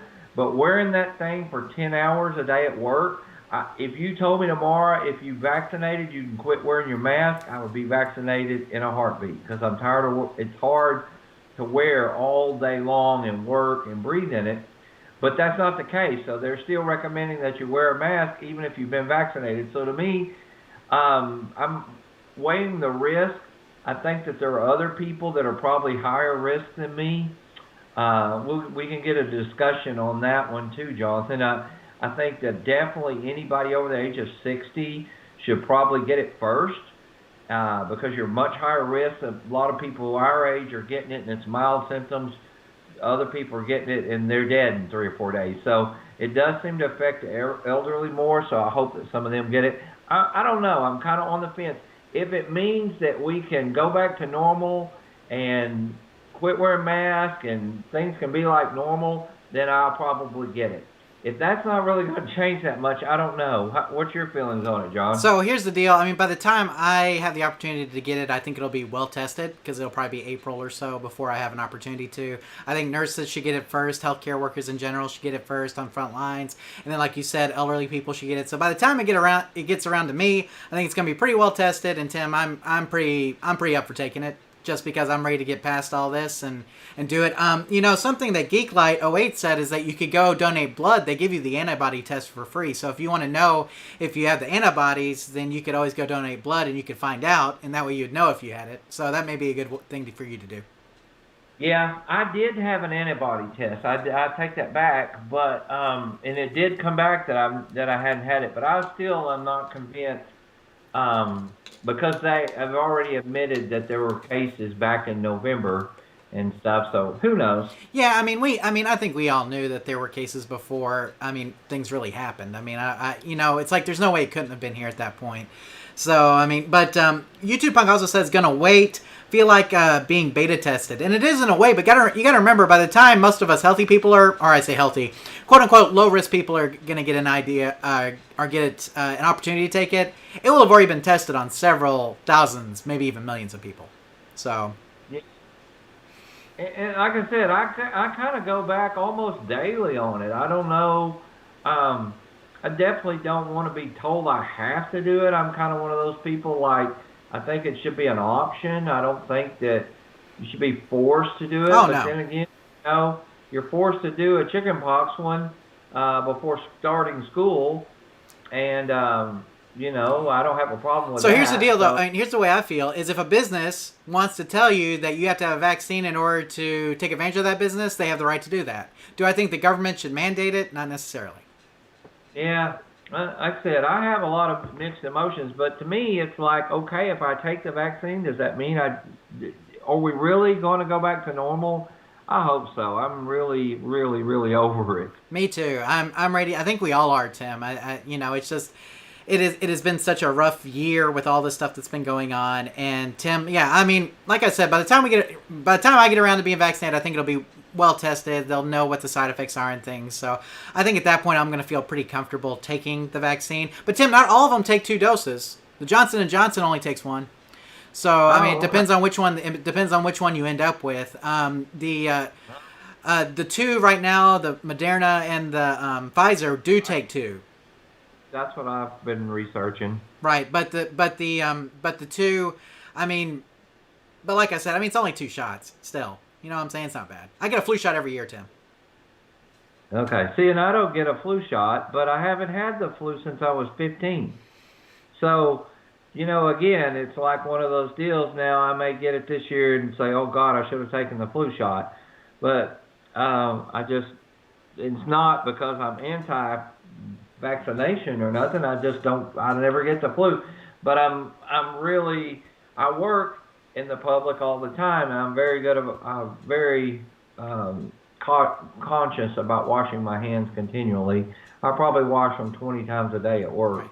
You got to remember, Tim, I've worked in medical environments. I used to work medical IT, and then my wife is a nurse. And so for us, I mean, we're constantly being exposed to stuff. So, I mean, not getting a flu shot is not really an option because, I mean, I'm not saying we get it every year, but if we don't get the flu shot, a lot of times we get the flu. So, I mean, for us, it's more mandatory than for other people. If you're over 65, too, with the flu shot, you should be getting it. Just because, just like with the vaccine that we're talking about, with the COVID-19 vaccine, high risk makes a lot of difference for high-risk people. Of course, you got to understand, John, you know me, and of course we're in the after show now, so not everybody feels like I do, but my doctors called it not too long ago and said, was I ready to take the flu shot? And I said, I didn't need to this year. And they said, why? I said, because I wear a mask every day. And they said, well, that's not going to protect you from the flu. I said, well, that's not protect me from COVID either. But anyway. Actually, yeah, and Tim, here's the deal about the mask. It helps, but it doesn't prevent it, because if it prevented it, I mean, look at all the countries that had mask mandates that cases still went up in. Tim, when you got to wear the mask, but you still have to social distance. You still have to wash your hands. You still have to do the other stuff too. You can't just wear a mask and think you're protected. It doesn't work like that. Right. So anyway, he did not like my answer that I told him I wasn't taking the flu shot this year because I wore a mask every day. Now, the flu is down this year. I don't know if you've seen the numbers. I mean, they haven't really been advertising them. But obviously the flu is down because I think most people are doing what they can to obviously wash their hands and do the proper hygiene stuff that they need to do to avoid COVID, and that also helps with the flu, obviously. So flu cases are down this year compared to previous years. So, I mean, that's a good thing. So if you didn't get the flu shot, you're less likely to get the flu this year because of that. But everybody's got their own opinions on that. But, if you guys have opinions on if you're going to get the vaccine or not, let us know. We'd love to hear them. And then Michael says, where does he need to send the pictures again? And that is tim@arcaderepairtips.com. tim@arcaderepairtips.com. We'll send them to Tim. So, thank you, Michael. So Tim, obviously the COVID-19 vaccine has made some stocks go up, particularly Moderna and Pfizer, like we were talking about. But what other investments have you been making lately, and how have they been doing? Well, the truth is, I've been buying a lot of weed, John. Not to smoke, yeah. I assume. No, not to smoke. There is a bill being passed for Congress tomorrow, in fact. So I've seen quite a bit, and a couple of my favorite ones, SNDL, Sundial, IGC, Cron, which we invested $10 in. And it's almost back up to $10. It went way down to below $5. I never sold it just because it was a donation to us, just to see kind of what it would go.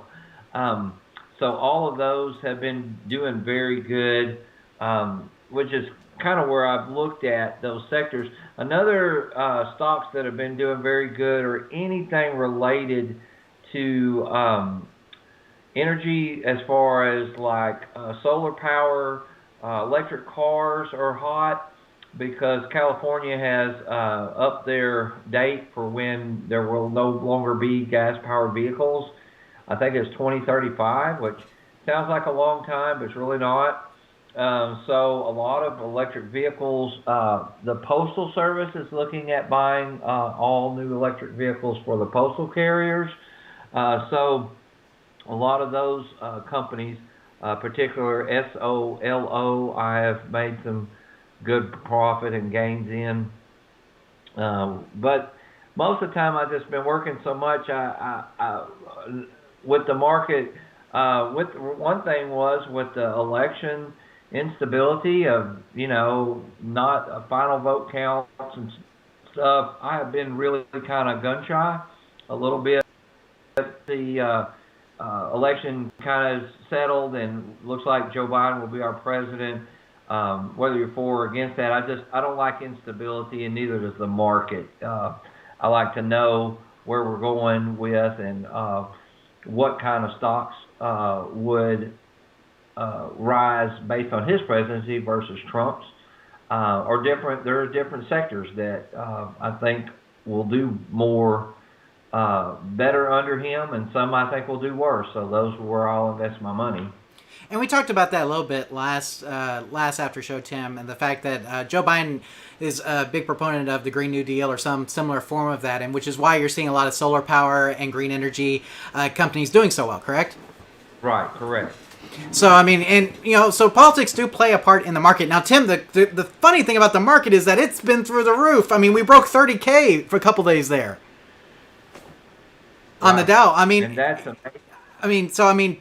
People are, you may be gun shy on investing, but obviously everybody is not gun shy on investing right now. And another thing that I invested in is a company that's doing the holograms. That technology was passed by the FCC. And guys, if you haven't seen this, you need to YouTube WIMI. Just look at their conference that they did a hologram example. It looks straight out of Star Wars. It's really cool. I do think by this time next year, I'll be able to sit in my living room and look at my friends across from me from Germany and have a conversation with their hologram as clear as you and I are having one right now. Very nice. Well, I saw this company, Tim. I looked up technology. It does look impressive. We'll see. We'll see what happens and what's with them. But Tim, I think it is cool tech for sure. So anything? One other thing I want to talk about, Tim, is that yes, the Dow Jones Industrial Average broke 30K, but think about the unemployment rate right now. Right. How is it possible for the Dow to break that much, to have that much of a gain, and then have so many people unemployed? It's crazy. So I think a lot of this stuff's going to come to a head pretty soon, probably in the first quarter of next year. And so, you may want to wait on some of the investments till then. But Tim, I mean, what about Tesla, man? What did they have over the last 9 months? Like a 500% increase, 600% increase? Yeah, something like that. I mean, ridiculous. Again, the electric vehicle is what's driving a lot of that. Yeah, absolutely. So, but anyway, guys, I don't know if the economy is going to stay this strong, or if Wall Street's going to stay this strong, because it does seem like Main Street's really hurting right now. So, just something to keep in mind if you are investing. It is still risky out there, Tim, and especially with the unemployment rates as high as they are around places. And Tim, it sounds like this next round of stimuluses may not have stimulus checks for individuals in it, correct? Yeah, that's interesting. That which, I mean, I'm like the next person. If I get one, I'm cashing it. But if I don't get one, I do hope that at least the small local businesses that really, really need it to stay afloat, to keep people employed, that they are able to get theirs, and it doesn't just go to the big corporations and stuff, which are probably doing okay anyway. But I think everybody's probably taking a hit. I can definitely say our spending is different, or than what it would be. Absolutely, we've definitely taken a hit as well, Tim, and we were talking about before the show, some people who lost jobs that we know. We talked about Michael on the show, and he was out of work for 3 months, Tim. He's back to work now, thankfully. But Michael was out of work there for a while, guys. And, I mean, you know how talented Michael is, Tim. He's got, I mean, golly, he's got skills. And even with all his skills, he was still out of work there for a while. And I'm glad that he's back. But, I mean, it just goes to show you that even talented, skilled individuals are having a hard time right now. A very hard time. So, you know, we just want to keep all you guys in our thoughts and prayers, especially if you're struggling right now, if you're having financial difficulties or job loss or anything like that. Guys, our thoughts and prayers are with you. I mean, tough time right now, and we hope that you bounce back very soon. We hope with the economy going strong, Tim, I mean, I'm hoping that there'll be jobs for people. But like you said, a lot of small businesses don't know how long they're going to be around. So. But one thing YouTube Punk says is he wears a triple ply N95 3M mask. That's the only mask that's worth anything is an N95. Any other kind of mask is really not worth much. But if you got an N95, guys, that's the good stuff. YouTube Punk says it's insane. They're not sending checks to all the unemployed people. In other countries, it's not even an issue. I agree, Tim. And, you know, we had the unemployment bonus there for a while.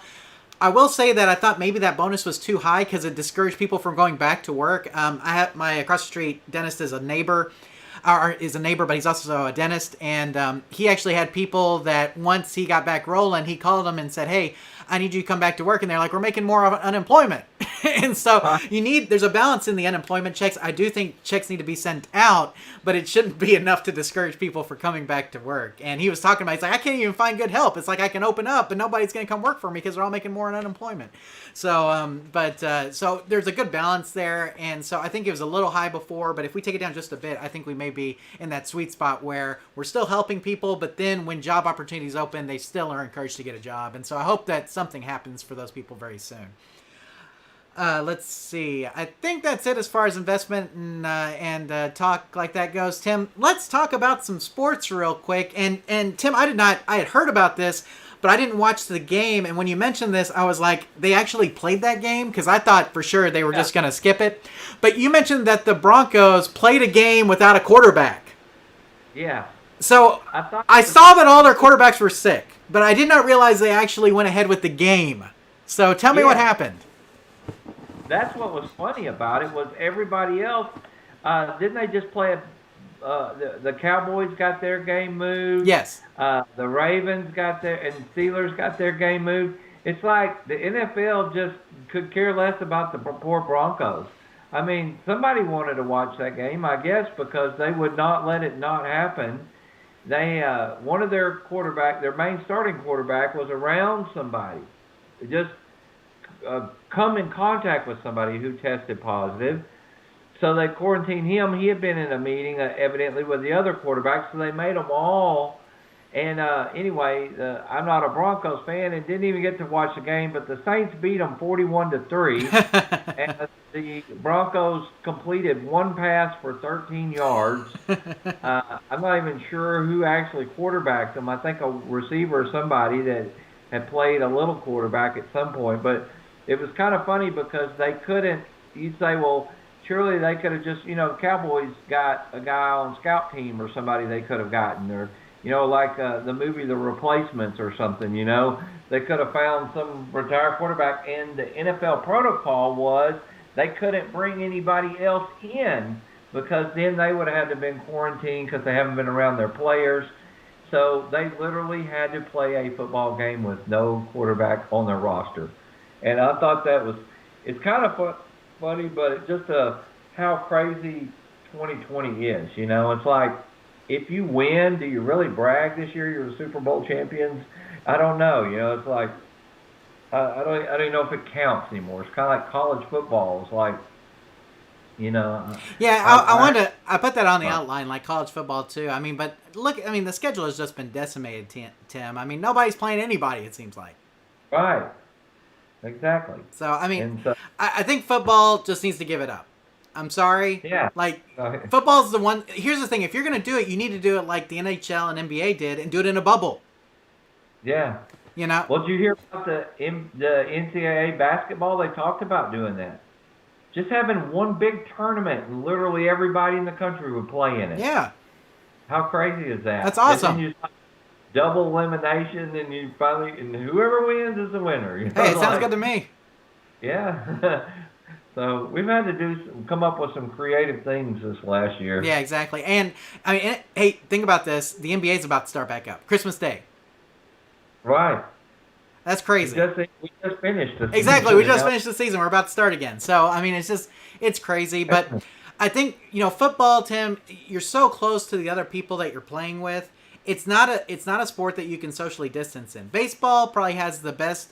The best chance of not being affected by this as much because you're not really in close quarters with too many people. And the NHL and the NBA did the smart thing by doing bubbles. The NFL probably should have done a bubble too, especially in hindsight. And they just, I guess they got arrogant. They thought they could beat this thing, and it's just turning into a whole mess for them. Right. And baseball had a hard time with At first they did, absolutely, yeah. I mean, there for a while, like the first couple of weeks were rough, but they were able to overcome it. Now, but the NFL has had this rough patch, and they just can't get over that hump, it seems like. It does seem that way. So, I haven't even watched much NFL this year, Tim. I've turned on maybe a Cowboy game. I've probably watched 10 minutes of NFL football this year. Maybe same here. Exactly. So, it's like, just, guys, keep people safe. Nobody's watching anyway. Just... just give up on the season. We'll call a new season next year after things are hopefully better. But I don't know, Tim. It's crazy. So, but I did not realize that game was played, and now I have to go look it up just because you told me. So, yeah, I didn't actually get to see it live, but I was like, and the Saints just whooped them anyway, like they didn't care, 41-3. I might as well. I mean, hey, if you're if you've got people on your fantasy team, Tim, you want to see those numbers. Well, I hope none of your quarterbacks on your fantasy team play for the Broncos. No, they don't, thankfully. So, but anyway. Well, I thought that was interesting. Thanks for bringing that up, Tim. Now, I did want to bring up some cord cutting talk, Tim, and this actually changed just today, but we can talk about it real quick. And right. I can talk about how I hooked you up. So, yes, you did. So I gave Tim I bought a Roku as a gift for somebody in my family, and it came with a 2-week free trial of HBO Max. And so, I'm like, well, I'll send it over to Tim, see if he wants it. So, Tim, you've got a code for a free 2-week trial of HBO Max. Now, we found out that Wonder Woman 1984 is going to debut in theaters and on HBO Max the same day, on Christmas Day, December 25th. So, you'll be able to watch it either in theaters or on HBO Max that day. So, Tim, if you wait on your free trial to sign up, you can watch Wonder Woman there. So, but then today the news broke that every Warner Brothers major picture is going to debut time and day on HBO Max the same time it's in the theaters. That's The Matrix 4, that's Sherlock Holmes 3, that's all of basically the entire Warner property line for 2021 is going to be on HBO Max. That is crazy. Right. But they got to do something because people aren't going to movie theaters, Tim. Right. So, I mean, it's like, what else do you do? I don't know. I think this is a smart move by their CEO. What do you think? I think it's a great idea, great move, and maybe the future of the way things go, even when we have a vaccine, even when COVID's not a word we say every day. Absolutely. And HBO Max, Tim, they just did away with their free trials as far as like their sign-up trials because they want people who watch Wonder Woman to sign up. At least so they get that 1 month worth of revenue.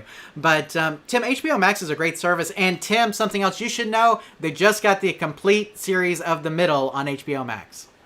Oh, wow. So if you want to go back and watch them all, they're all on HBO Max now. Okay. So, So they're going beyond just movies and their related shows. They're buying other shows, too. Right. They've got Friends. So the entire Friends is on there. Fresh Prince of Bel-Air is on there. Wow. Let's see. They also just did a reunion of the Fresh Prince of Bel-Air. Okay. Now, Tim, you've heard me talk about a lot of shows on HBO or HBO Max. All those are on HBO Max. So we talked about Doom Patrol. That's on HBO Max. You can watch that during your free trial. We talked about some of the documentaries. The one on the Theranos, the documentary about the Theranos ladies on HBO Max. The Andre the Giant documentary is on HBO Max. All right. So, I mean, there is a ton of great content on HBO Max. Tim, it may be my favorite streaming service behind Netflix. Okay. And it may beat Netflix this next year with the theater releases. So that's pretty cool. Yeah, so it's going to be hard. They've got, see it kind of making a comeback.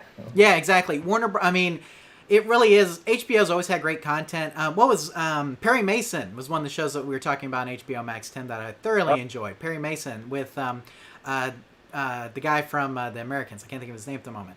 But yeah, so I mean, great shows on HBO Max. The Vow, Tim. I talked about that one about the cult, Nexium. So you can watch that one. I mean, so much great stuff. I'm excited. Yeah. HBO Max, and YouTube Punk says that HBO Max is coming after Netflix. They're coming after them. They really are. This is a shot across the bow. They're saying, we want to be the #1 streaming service. We have content nobody else has. You guys need to be here. And Tim, the movie selection on HBO Max is as good. The movies they show on HBO that they have the rights for are usually like first or second run movies. All of those are on HBO Max. So, guys, it's worth the sign up for it. I promise. So, and Tim's gonna get his 2-week trial. Let me know what all you watch. So. Okay, well, maybe I'll buy some HBO stock now. Warner Brothers. I don't know what their stock is, but is Perry Mason like PG-13? No. Perry Mason may be NC-17, Tim.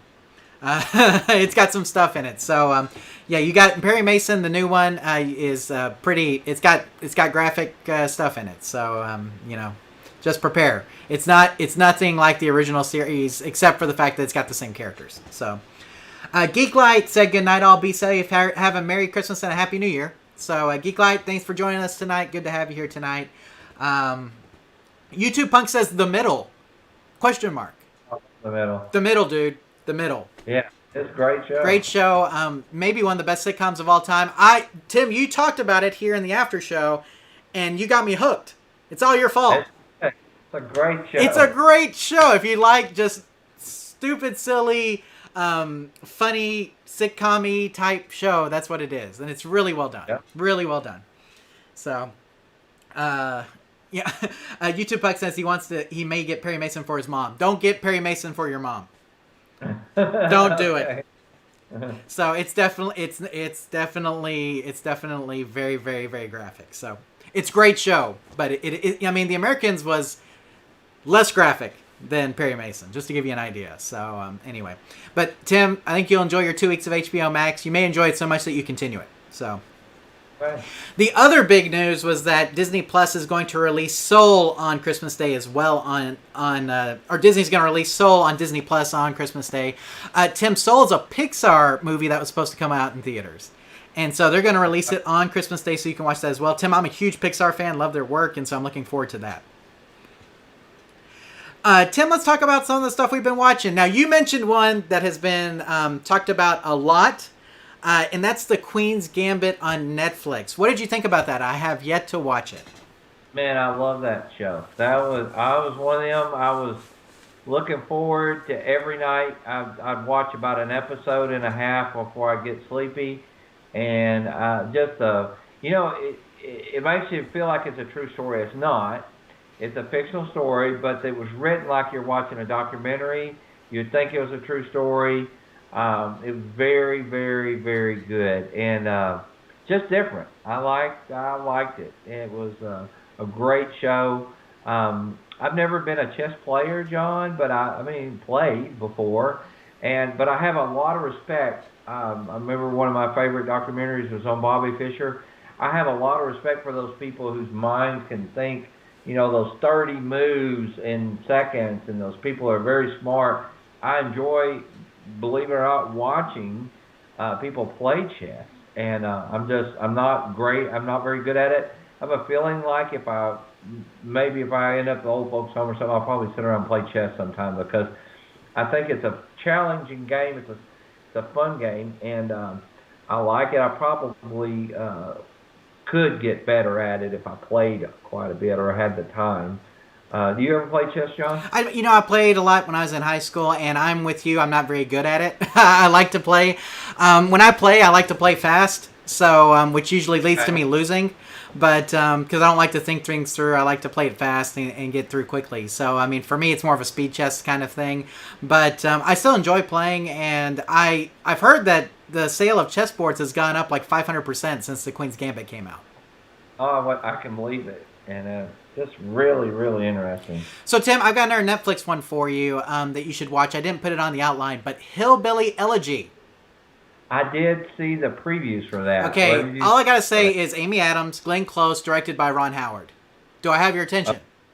Yeah. and produced by Netflix. And Tim, I heard an interview with the guy who wrote the book, and it's his story, and that's how I found out about it. I didn't know it was on Netflix or anything, and so after I heard his story, I'm like, well, I have to watch the movie now. I watched it, thought it was very good, fantastic, probably an Academy Award nominee in a lot of respects. So it's really well done. He had a harsh life. And, he had a mom that was, I don't want to give away too much, but he had a mom that was addicted to drugs, and he grew up in hill country, and it was tough. And it's basically just his story. And, I don't want to tell you exactly how it all ends up and all that kind of stuff. But like I said, I think if you watch it, you'll like it. It's a drama for sure. Not a whole lot of comedy in it or anything like that. But it's a well done drama. And I enjoyed it. I liked it a lot. So Hillbilly Elegy, if you haven't seen it yet, give it a watch. Tim, I think it's in the top 10 of Netflix right now, maybe in the top 5. Yeah. So it is good, and it's worth your time for sure. And so I'll be watching The Queen's Gambit. Hopefully Tim will be watching Hillbilly Elegy. So and let me know what you think for sure. Now, Tim, I also watched another movie, and I watched this because it was actually done by a guy here who used to live here in Dallas, and the radio show that I listened to, it's like his nephew that directed and wrote this movie, but it's called S House, but with the word in there, so which I don't want to say, SHIT House, so it's the name of the movie, but basically the movie is about going off to college and trying to figure out who you are, and being lost in the process. So it's about this kid that goes off to college, and he doesn't have any friends, and he doesn't really know what to do with himself. And it's about kind of being lost and kind of finding your way is what it's about. And so I think we can all relate to that, like especially if you went off for college, or if that transition between high school and college is tough, right? Very. Yeah, and so that's basically, it's his, so S House, or SHIT House, I don't want to say the word, but it is, we're trying to be kid-friendly here, Tim. I always think about the kids in the room. So, yeah, the thing about it is like I said, so it's basically about this young man who goes off to college and just has no friends, and doesn't really know what to do, or how to make them, or anything like that. And so it's his quest to kind of discover himself and who he is at college. So very well done. Enjoyed it. You should watch it. You can get it on all the major streaming platforms. It'll cost you a little bit. Amazon, Google TV, all that kind of stuff. So, Tim, I'm a Nickelodeon kid. Back, I grew up kind of at the height of Nickelodeon when all that was, going on. And so I watched a documentary called The Orange Years, which is about the early years at Nickelodeon. And man, so many great nostalgic memories for Nickelodeon back in the day, like the first shows and things that were produced on it and everything like that. So if you grew up like I did and watched a lot of Nickelodeon during the early years of it, then you should watch the Orange Years documentary, which you can also get on Amazon, Amazon Video or Google TV or any of those streaming services that you pay for movies on iTunes. But it was really good, Tim. I enjoyed it. So I don't know if it's for you necessarily, because I think that was a little bit past your time, but. If you're an old millennial like I am, Tim, then you'll enjoy the Orange Years documentary about the early days at Nickelodeon. So Michael says he watched the first episode of The Queen's Gambit. Really good so far. Is it more than one episode? Oh yeah. Okay. It's like it's a full season. Gotcha. So you watch it, but each episode is pretty long. Gotcha. Okay. So I'll have to give it a watch. Some other shows, Tim, I've been watching The Unicorn on CBS, which is about, I've talked about it before, but it's about a guy who lost his wife. She died, and then him raising his 2 daughters and having all these nosy friends that like to hang out with him. So if you like sitcoms like The Middle, Tim, you'll like The Unicorn. So check it out on CBS. And then, Tim, I mentioned in the regular live show that I was going to talk about a show that's on Apple TV Plus that I've been enjoying. Ted Lasso. Have you heard about it? Okay, it's got Jason Sudeikis in it. You know who that is? Yeah. You'd probably recognize him if you don't. He's a comedian guy. He's been in a lot of funny stuff. But so here's the whole premise of the show. I'll just tell you the premise, and I think you'll like it. Okay, so a English soccer team, a professional soccer team in England, hires a guy that's an American junior college football coach. Okay. So this guy's done American football. He's an American football coach, never coached above like the first collegiate level. and they hire him to coach a soccer team, a professional soccer team in England. Okay. That's the premise of the show. That should be funny. But here's the thing: it is funny, but the characters have depth too, which is something I didn't expect when we first started watching it. Like the characters, you actually relate to them. You feel the way they feel in certain circumstances. And he's funny. The thing about this coach is that he's super positive about everything. So like he never really, it doesn't matter what it is or how bad, or even when people call him bad names, he's just super positive about it. And he remembers everybody's name. He talks to everybody. He makes friends with every single person that he ever talks to. And even the people who call him bad names like him, which is the funny thing. And so it's just a really great show. I've got 2 more episodes. It's a 10-episode season for the first season. They've already renewed it for season 2. And you can get Apple TV Plus, Tim, for free in a lot of cases. If you have an Apple device or if you bought one recently, they give you a free trial of it. So if you wanna just do the free trial, watch Ted Lasso. But Tim, it is very funny. It is very good. Jason Sudeikis does great. The whole cast is excellent, and I hope they go for 15 seasons. So, and it's a 30-minute show, which is really great because you can digest the episodes super quickly. So, okay. So Ted Lasso, Apple TV Plus. Watch it. So, and more than likely, it's going to be like Cobra Kai. I'm going to tell you guys to watch it. You're not going to watch it till it's on Netflix or something. So, but sign up for an Apple TV Plus trial just to watch Ted Lasso. It's that good. So, I like Jason Sudeikis. I'm not like a huge fan of his, but he plays this role perfectly. And I couldn't imagine anybody else playing the role. But it's funny. The characters have depth. You're gonna enjoy yourself. You're gonna laugh. You're gonna, it's really a great show. So, okay, Tim, I'm done. Anything else before we sign off here? Christmas plans. Just staying home, right? Is that what we said? I might take an extra day. I'd like to go see my sisters, but it seems like every time we do somebody sick or we might be feeling bad, you don't want to take anything, but hopefully by Christmas I'll get to go see them. I think for us it's just going to be sticking around here doing the normal thing, and then New Year's is probably going to be the same thing, doing puzzles and playing board games, which is what we normally do, and watching the ball drop at 11 and going to sleep.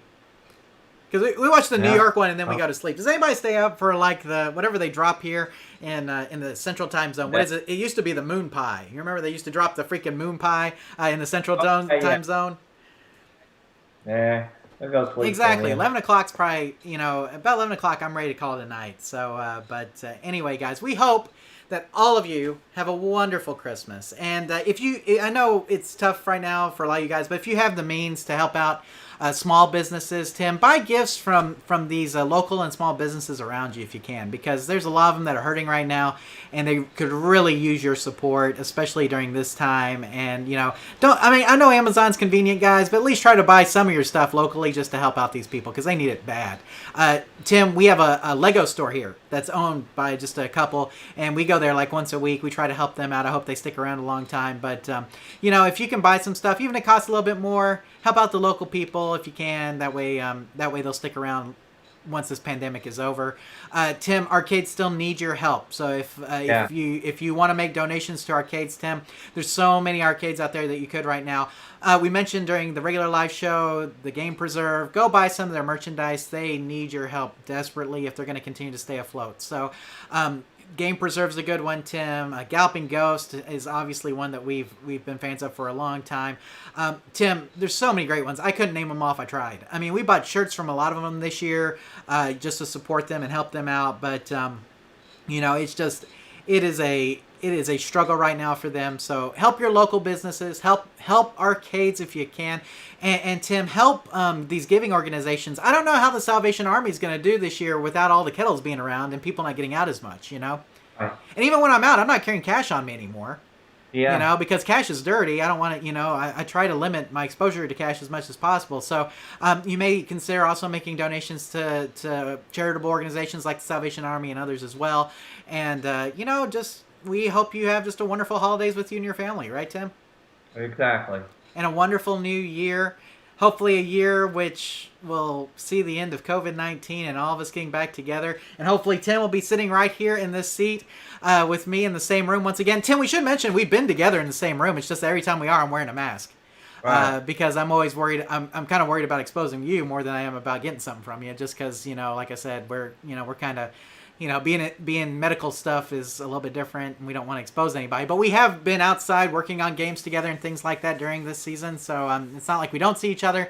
But Right. when you're talking for 3 hours, you kind of want to just limit the exposure a little bit. So hopefully at some point me and Tim will be in the same room without mask on, and I'm looking forward to that in 2021. Tim, is there anything else that you have before we sign off?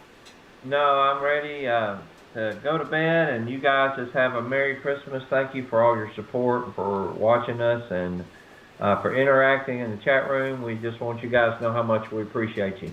Absolutely, guys. Merry Christmas, Happy Hanukkah, Happy Kwanzaa, whatever your holiday that you're celebrating, happy that, and Happy New Year, and we hope to see you all in 2021. Remember, you can contact us at questions@Arcade Repair Tips if you have anything for us. And until we meet again, everybody, good night, have a wonderful one, and we'll see you next year.